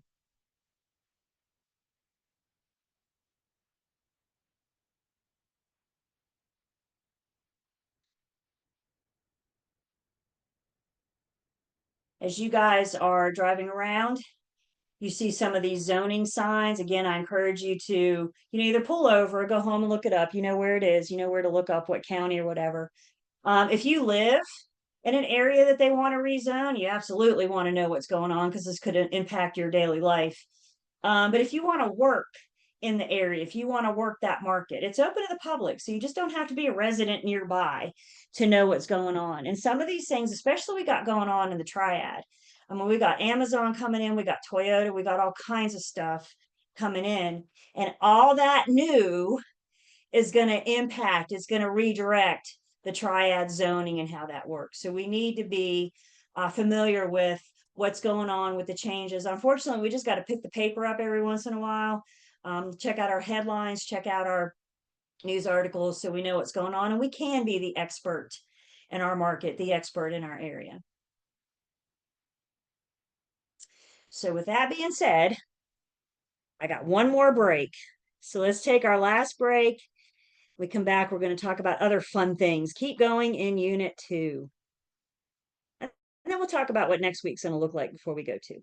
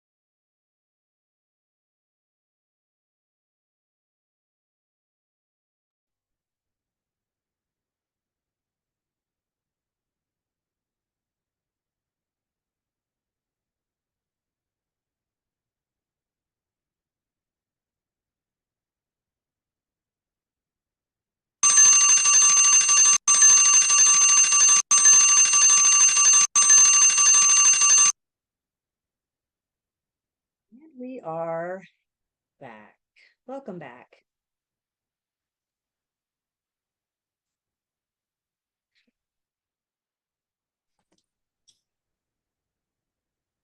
We're back.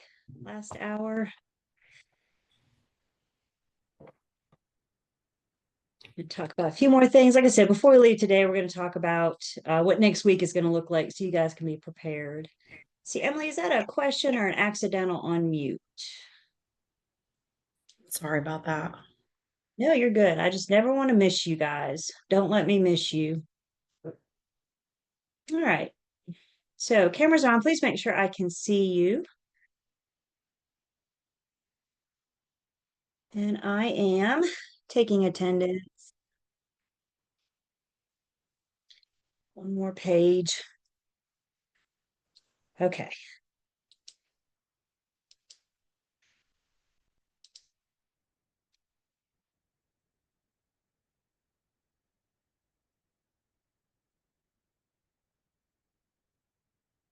So let's see.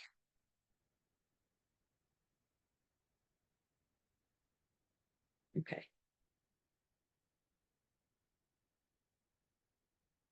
Okay. So let's kind of bring all this home. And as I've been saying, this is really the first section that we kind of start talking about what is the broker role, what is our responsibility when it comes to working with buyers and sellers. We're officially there talking about that. And one of the first rules, I'm going to say rule number one, as a broker, we always have a duty to avoid misrepresentation. Y'all, a misrepresentation, color code it, candy code it, all you want. A misrepresentation is a lie, period. You put false information out there to the public. Maybe it was intentional, maybe it was an accident. But guess what? It doesn't matter. You still put false information out there. Always make sure that we're verifying things. Always make sure that we're looking things up. Never assume.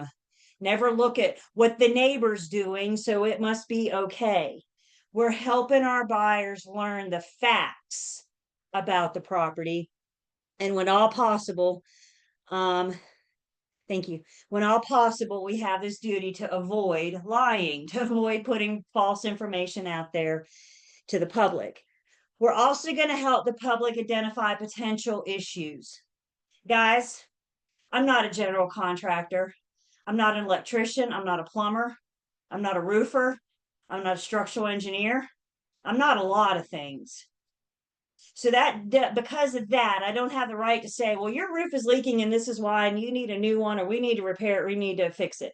Then I just kind of sound like a roofer. My job is to say, hey, leaky roof. Let's talk to the roofer. Let's talk about somebody. Something up with the plumbing, something up with the electrical. We're constantly looking out for these little red flags. And my little red flags are alerting me to the fact that we might have an issue and we need to look further into it. That's what my little red flags are telling me. Something's not normal. Let's look into it. Let's investigate it. We need to know when to refer the client to an attorney. Of all those things that I'm not, another thing that I'm not is an attorney. I'm a fact finder, which means I provide you with the information. So let's say I provide you with the zoning and I provide you with the covenants. When my buyer has a lot of questions about covenants, when they want me to interpret the zoning, that's getting out of my lane. I'm providing the information. I'm not interpreting it. So when they want to know, what's this mean in the covenants? Then I need to know to refer them to the HOA or to refer them to an attorney that can interpret those legal documents. A big part of this class, we've already started defining your lane. We will continue to define your lane as we go on this class and understand what it truly means to be a broker. I am only a broker though. So knowing when to stay in my lane, knowing when to advise my clients to talk to an attorney. And as mentioned, you guys, for the broker, what we're looking out for constantly, what we constantly need to be on the alert for are our little red flags. My little red flags are just alerting me to the fact that I need to learn more. Maybe I see an issue with the property. I'm not diagnosing it. I'm saying, hey, look, this doesn't look normal to me. I think we should talk to somebody, or I think I should ask the seller some questions. I think I need to get more information. If anybody's ever bought, if any of you have ever bought a house, you can relate to this. If you haven't, that's okay, because you could probably relate to it as well. When I'm with buyers, when I'm out with buyers showing property, what I'm looking for is totally different than what the buyer's looking for. My buyer is out looking at, does our family fit underneath this roof? Can I see us all living here? Can I see us doing Friday night family night here and Sunday morning brunch and whatever it is your family does? Buyers are looking for how this home fits with the dynamics of their family.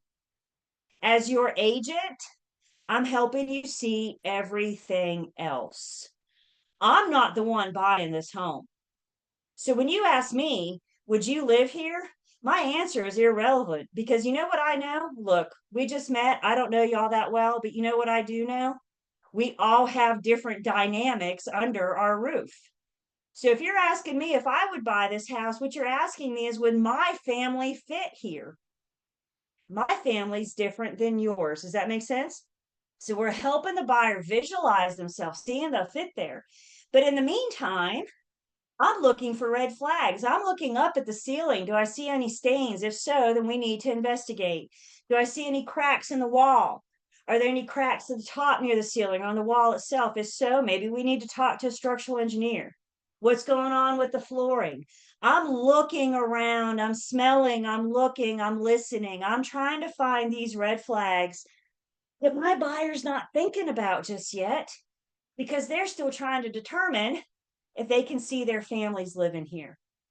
So the broker role is different. Like I said, I'm not the one buying this house. I'm not the one taking on a 30-year mortgage. I'm just the one that's helping you get the information for you to decide if this works for you. And that's my job. So we're going to get into material facts. It's the end of unit 3. We're going to dance all around material facts. But the end of unit 3, we're going to really define those. So be prepared for lots on material facts before we officially get there. You're welcome to go ahead and look ahead. And we're also going to start talking about this idea. My role as a broker, one of my responsibilities is to discover and disclose. You may want to go ahead and write that down for the first time of many. When it comes to material facts, my job is to discover, which means I have to look, I have to smell, I have to hear.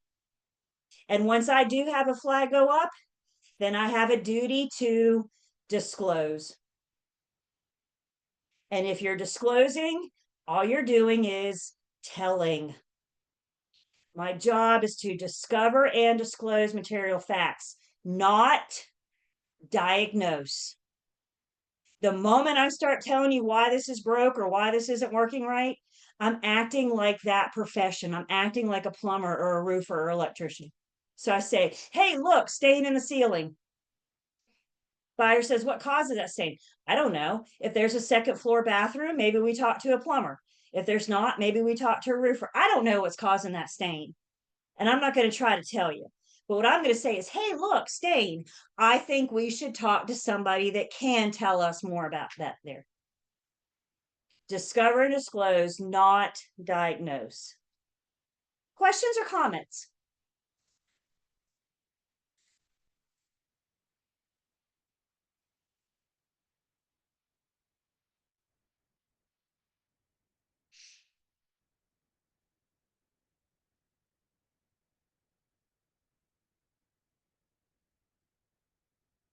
You know, another things you guys can start doing now to be the expert in your market. When you guys are out driving around looking for those zoning signs, also be paying attention to for sale signs in the front yard. Make a note. And then when you go home or safely pull over, you can go to like Zillow or realtor.com or homes.com, wherever your favorite place is to look for homes for sale. And you can pull that up and you can start seeing what types of properties are in this neighborhood or this market that what I want to work. Pictures allow you to see inside. Does anybody go open housing Sunday afternoon? Oh, y'all should go open housing. If you're out and about on a Sunday afternoon or a Thursday after work, they offer them at different times. But if you see that a home is open, that's open to the public, which means you don't have to be an interested buyer to go into an open house. So if you're out and about on Sunday and you say, well, gee, this is the market I want to work and this home is open, I think I want to see what the inside looks like, go. The home is open. All I ask is y'all be honest with the listing agent. Don't go in there acting like a super serious buyer if you're not. If you're going in as a curious pre-licensing student, then please just be honest and let them know that up front. But you're welcome to start poking around, start looking, start learning your market. And with all that being said, don't let that take over your study time. Don't put your cart before your horse before your cart. But I know sometimes we got to put the book down. So maybe on a Sunday afternoon, you pick the book down, you go to a couple open houses or something. Turn the highway when you're around and about in your area running errands or whatever. Turn highway off your GPS. That'll force you to learn different areas of your market, different streets, different roads. Start looking for subdivisions, these things that we're talking about. Any questions?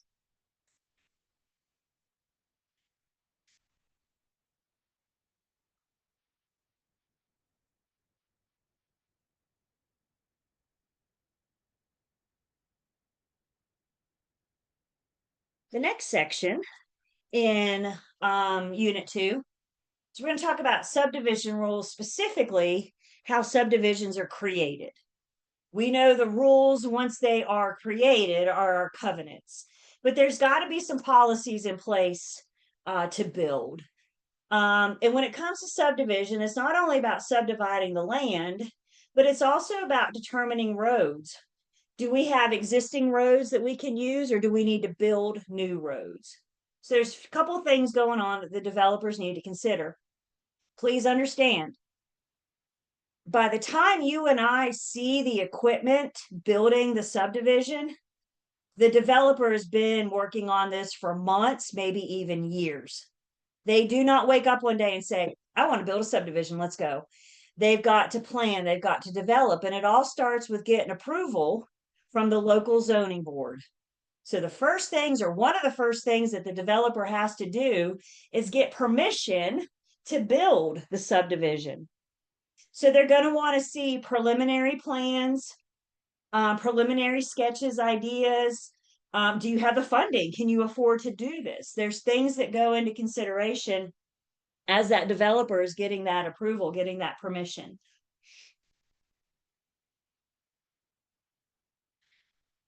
So to start, the basic definition of a subdivision is when we take division of land into 2 or more lots for the purpose of building. So either we're going to subdivide into 2 lots. Some subdivisions are huge. Some of them have 200-300 homes on them, kind of like what we're looking here. Some of these subdivisions are huge. So we're going to take that division of land and we're going to subdivide it. And again, you just don't wake up one day and decide you're going to build. There are things to consider before you subdivide. Do you have the funding? How are we going to get utilities to the house? Is the city going to be able to wire or plumb, or do we have to go on public water, public sewer? Again, we mentioned roads. What are the covenants? We're going to want to see those covenants before we start building, start clearing the land. So as we're driving around and starting to notice stuff, you probably don't have to go far before you see a subdivision being built. And if you happen to live near one being built, isn't it just absolutely incredible how fast these things come up? I mean, you drive by it one day and then like 3 days later, and how much it's advanced, how much it's grown. Once they start building, things happen pretty quickly. But it's the before we start building process that we have to go through the proper channels, or the developer has to go through the proper channels. when it comes to listing lots for sale, real estate agents, you may hook up with a builder or developer. You may be able to work like a model home agent, for example, and work that subdivision. That's another option for us. The developer can start listing the lots for sale when we have preliminary approval from the zoning board. I have a preliminary, what we're looking at right here is a plat map. We're going to talk a little bit more about the plat map next week. I have preliminary covenants. I have preliminary sketches. We don't have final approval yet, but we do have preliminary. We've made it through the approval process. We're just working out the fine points, working out those last minute details. So you and I can list a property for sale with preliminary approval. You and I can put a buyer under contract with preliminary approval. We can't close on that first buyer in that subdivision until we have final approval. And how you know, if you're not communicating regularly with the developer, how you know that we have final approval is because that final approval will be recorded in public records at the Register of Deeds. Preliminary is not recorded, final is. So I can list all these lots for sale. I can put a buyer under contract on a preliminary, but I cannot close. That buyer cannot close until everything is finalized. Can we all agree with the following statement? Buyers have a right to know what they're buying. Can we agree with that? When things are in preliminary, they're not final yet. And you can't force somebody to close until we have final. Guess what? If you put a buyer under contract with preliminary and something changes, we've got to give them the option to change their mind. We've got to give them the option to rescind their contract, because you can't make somebody buy something that they don't know about.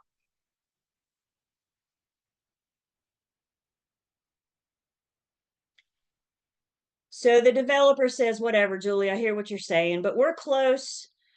I know they're going to approve it. I know they're going to agree to it. So I'm just going to go ahead and close on that first lot. Y'all, the subdivision or the developer could be facing the judge.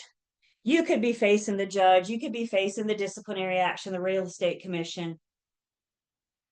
We need to make sure that before we go to the closing table, that final, and again, we can best see that by looking at those public records. Once it's public records, we're good to go.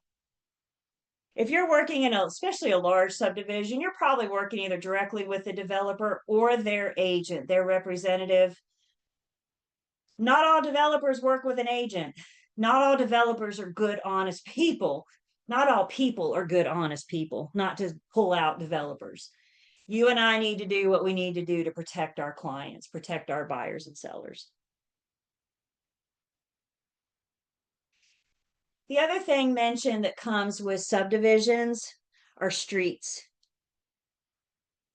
DOT, the Department of Transportation, the North Carolina DOT, determines roads as public or private.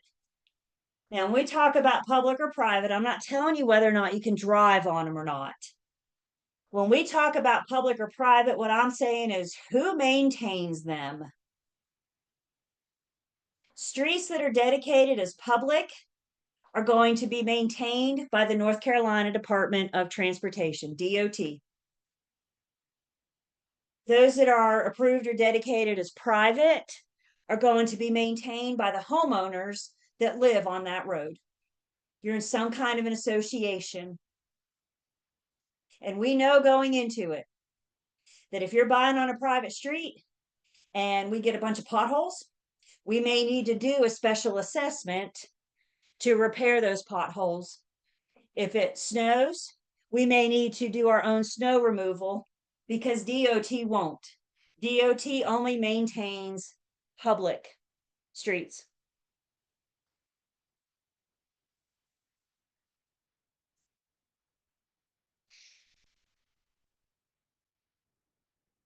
So when the developer is creating this subdivision, again, they're standing in front of the zoning board. It's all part of the master plan if they can continue.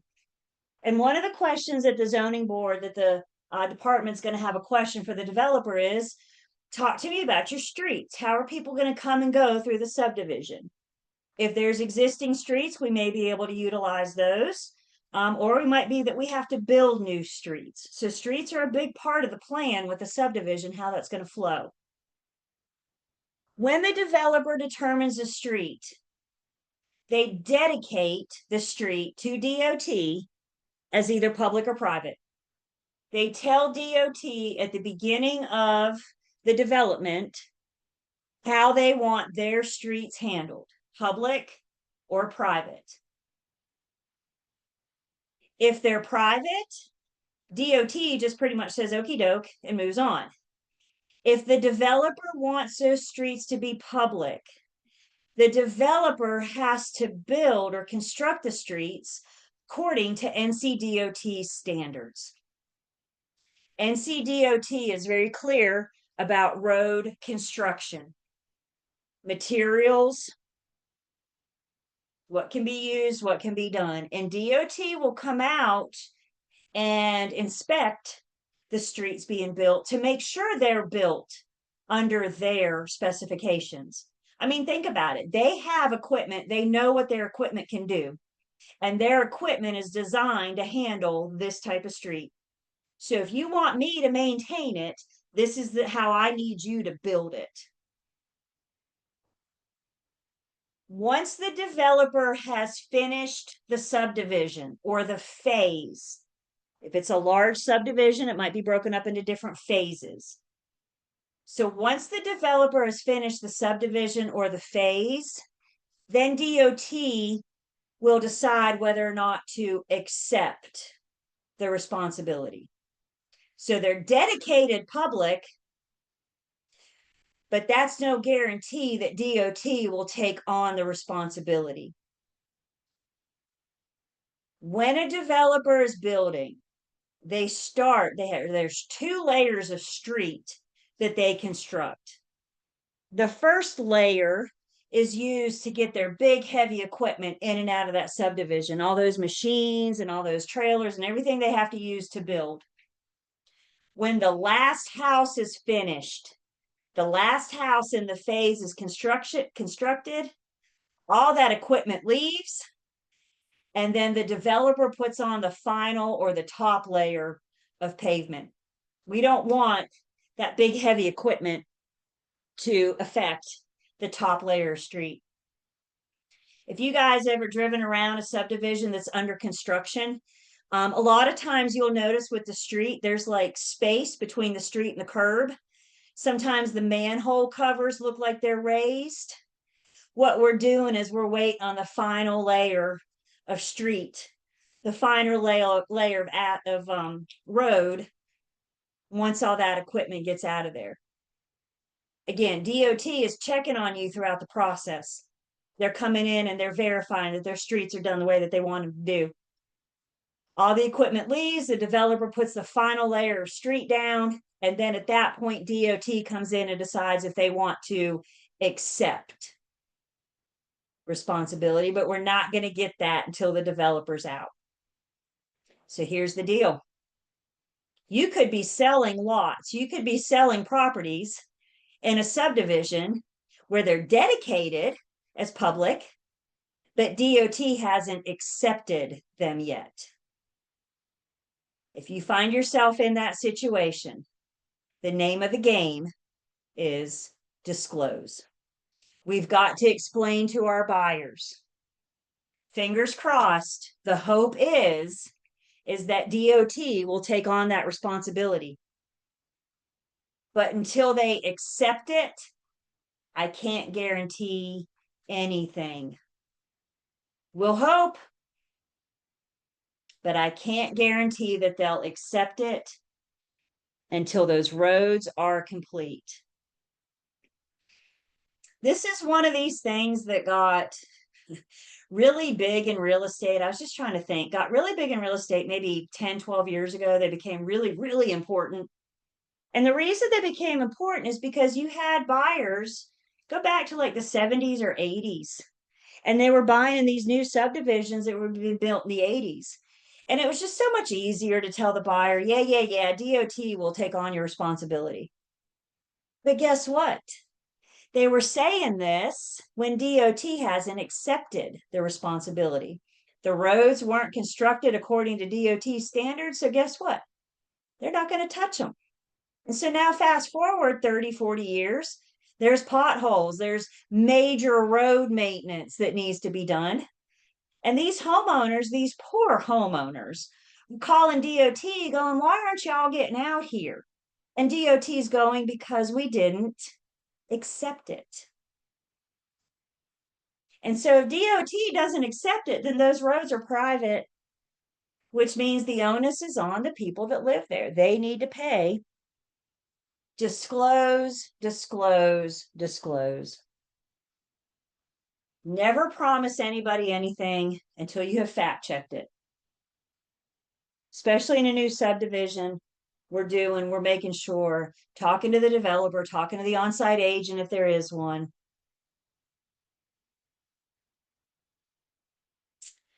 When we say DOT is strict about the construction of their roads, I remember it was 2018.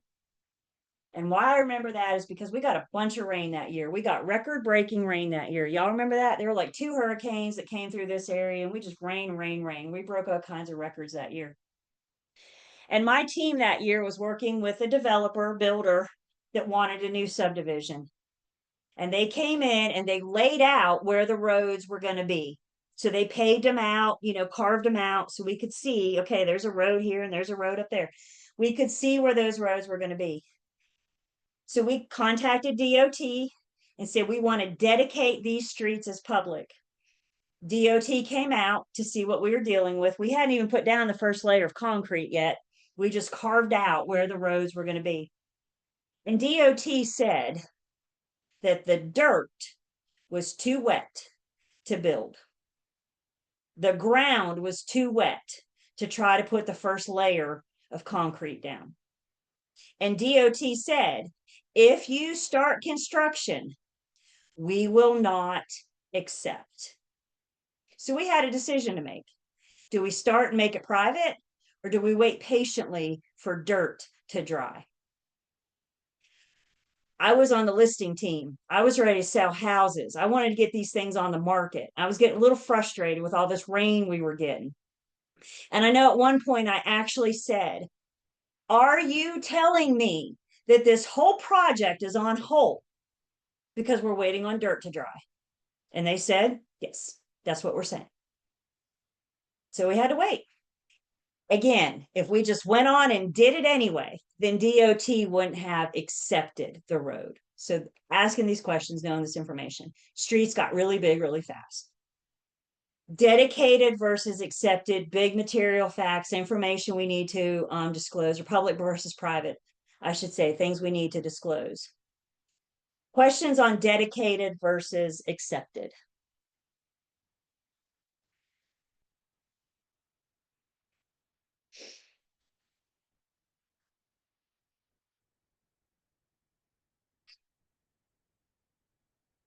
So here it is again.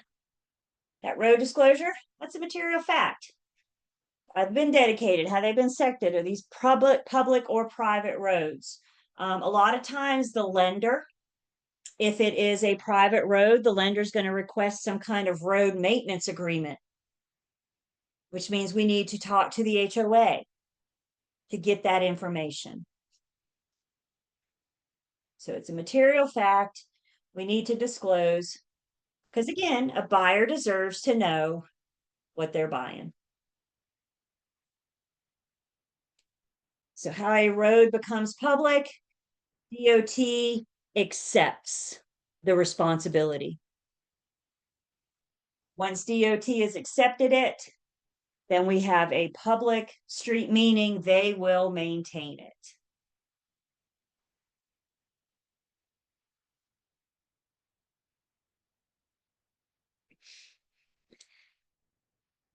Private road maintenance then is handled through the HOA or whatever kind of regulation is managing. It might just even be a private agreement between the people that live there. But with the private road, we know it's maintained by the owners that live on that road, not by DOT. You guys may want to make a note. In Unit 2, in Learn, Test, Pass, the Unit 2 material, there is a Q&A flyer or brochure, whatever you want to call it, PDF. The Q&A brochure in Unit 2 in Learn, Test, Pass goes over the creation of subdivisions. It talks about public versus private road. It's a little different perspective than what we're talking about. The Q&A brochures that you guys see in Learn, Test, Pass all come from the North Carolina Real Estate Commission. We remember the commission's main purpose is to protect the public. And one way they can protect the public is by educating the public. So they provide information, they provide literature to help the public understand. The relevant Q&A brochures we've put in Learn, Test, Pass for you guys to better understand these points, better understand this material, and maybe take a break from the book every once in a while too. So you may want to consider, again, there might be one on condos and townhomes too, the difference of the two. I'll check after class and make sure. But I know there's one on the subdivisions and the roads.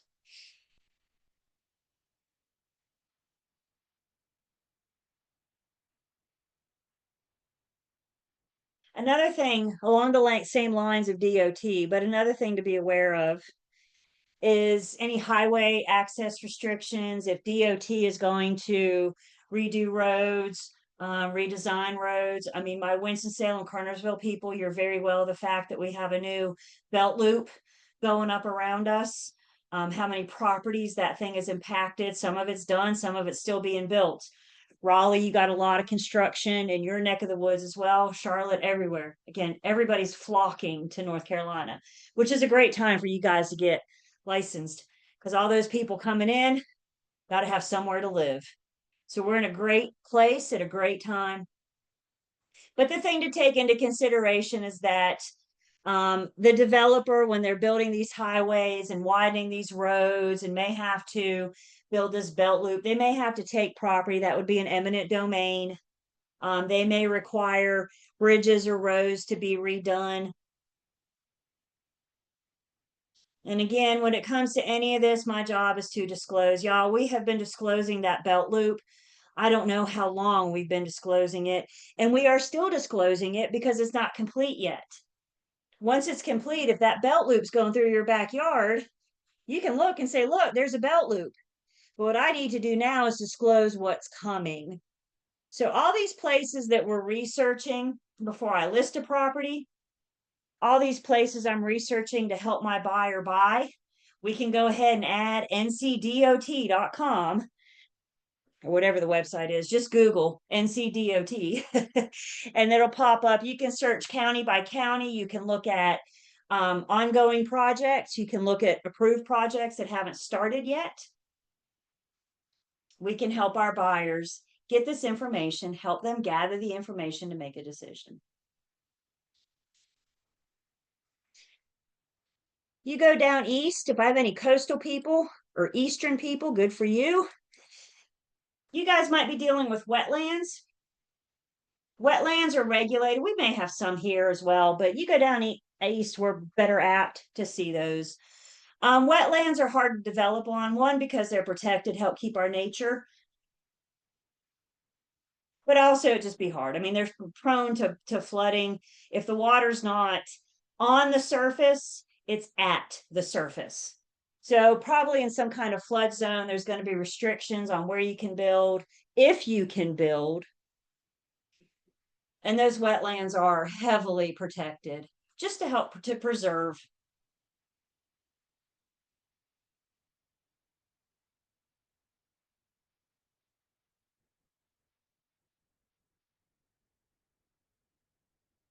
An act that we need to know. something called the Interstate Land Sales Full Disclosure Act. There's that word disclosure again. Whenever you are marketing or advertising a new subdivision across state lines, the Interstate Land Sales Full Disclosure Act requires just that. Full disclosure about the developer, utilities, communities, costs, full disclosure about the subdivision. This is a very old act. Let's go back in time. How many of us on this call, y'all, this is going to hurt some of us. How many of us on this call remember life before the internet? Some of us do, some of us do not. So let's imagine life before the internet. And you're marketing and advertising properties for sale. If you're going across state lines, you're doing it via paper or mailing. You guys with me? You're not putting it on the website. So what was happening back in the 50s and 60s, these shady developers were going up to like Michigan and Minnesota in the middle of winter when it's nice and cold. And they were offering to sell these people a lot in sunny Florida. It's middle of winter and you're cold. Can't you imagine living in Florida? And they convinced these people to buy these lots just based on what they said at their front door. Spring thaw came around. These poor people packed up the family, put them in the car. Come on, kids, let's go look at our new land in Florida. Just to get there and discover it was swamp land. You couldn't build on it. You couldn't do anything about it. They decided we needed a law to protect the public. There's that word disclosure again. We've got to tell everything. Now, fast forward to today where we have the internet. Y'all, isn't all marketing across state lines? You put it on one website, it's the World Wide Web. It's not North Carolina Wide Web. So today, all of our marketing, all of our advertising, specifically those online, are going across state lines. So absolutely, the Interstate Land Sales Full Disclosure Act applies today.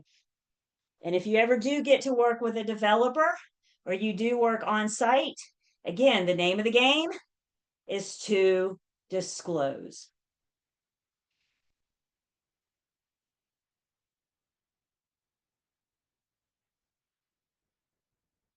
So when it comes to subdivisions, once again, what's my role?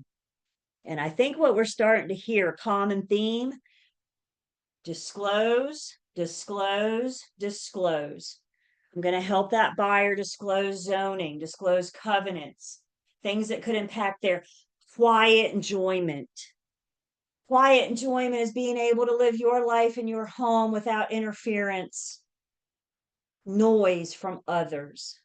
So helping them gather this information, helping them get the information so they can make informed decisions. We're not assuming, we're not guessing. We are finding it for them.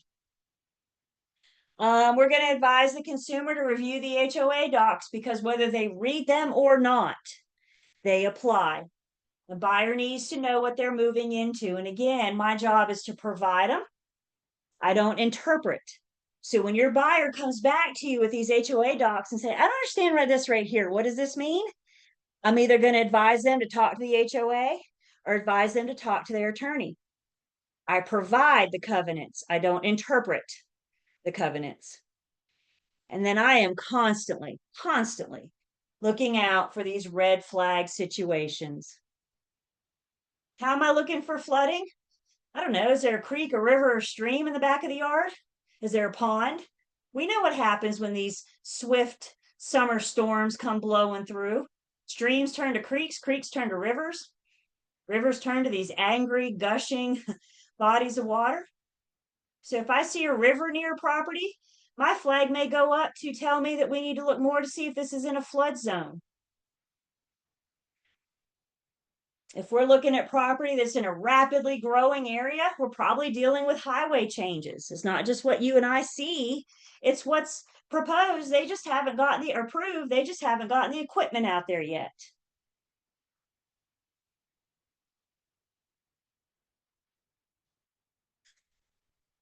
I do not want you guys to worry right now about all the things you have to do working with a listing or seller or buyer.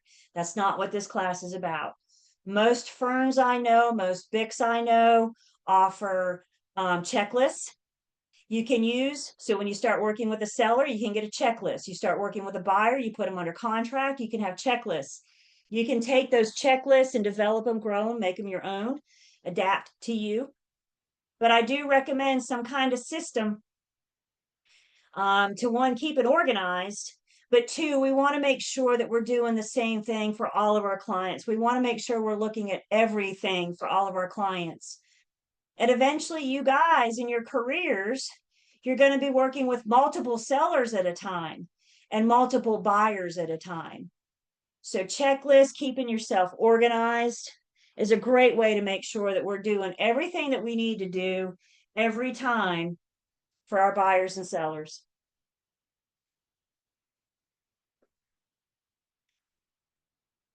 One thing we're going to learn when we get to fair housing in Unit 4, what I do for one, I do for all.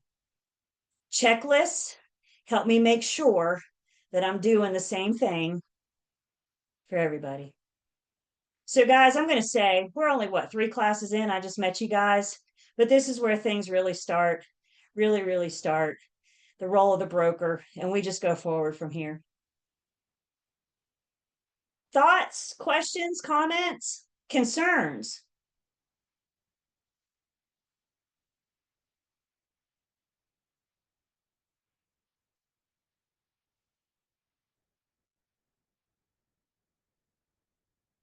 Okay.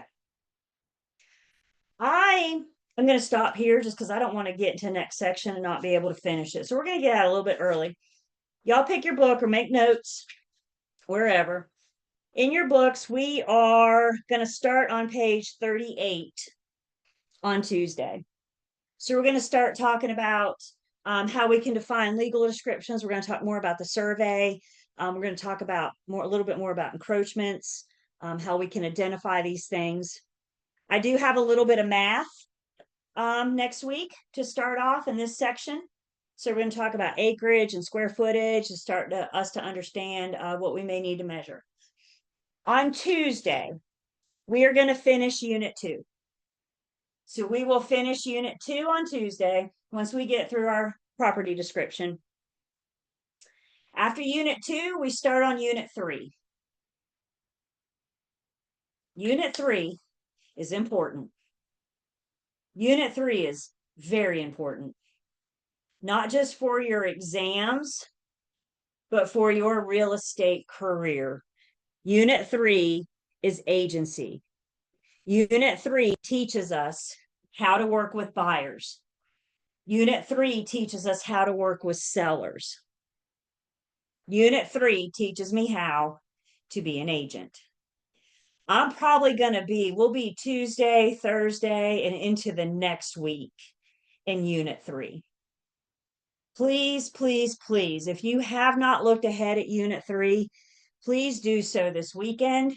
If you have looked ahead at Unit 3, why don't you go back and review it again? It's that thick, it's that deep, it's that good. Unit 3 is good stuff. So please be prepared for that. If I can answer any questions, I'm around all weekend. So if I can answer any questions, please don't hesitate to reach out to me. I am a resource for you guys.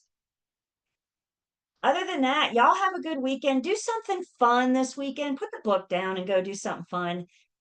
You guys come in on Tuesday. I say, what'd you do this weekend? You guys say, I worked and I studied. Okay, y'all, that's not fun. You got to find balance, and balance is including fun. I'm a big fan of fun. So go have fun. We'll see you guys on Tuesday. Don't forget to study in the meantime, and we'll see you next week.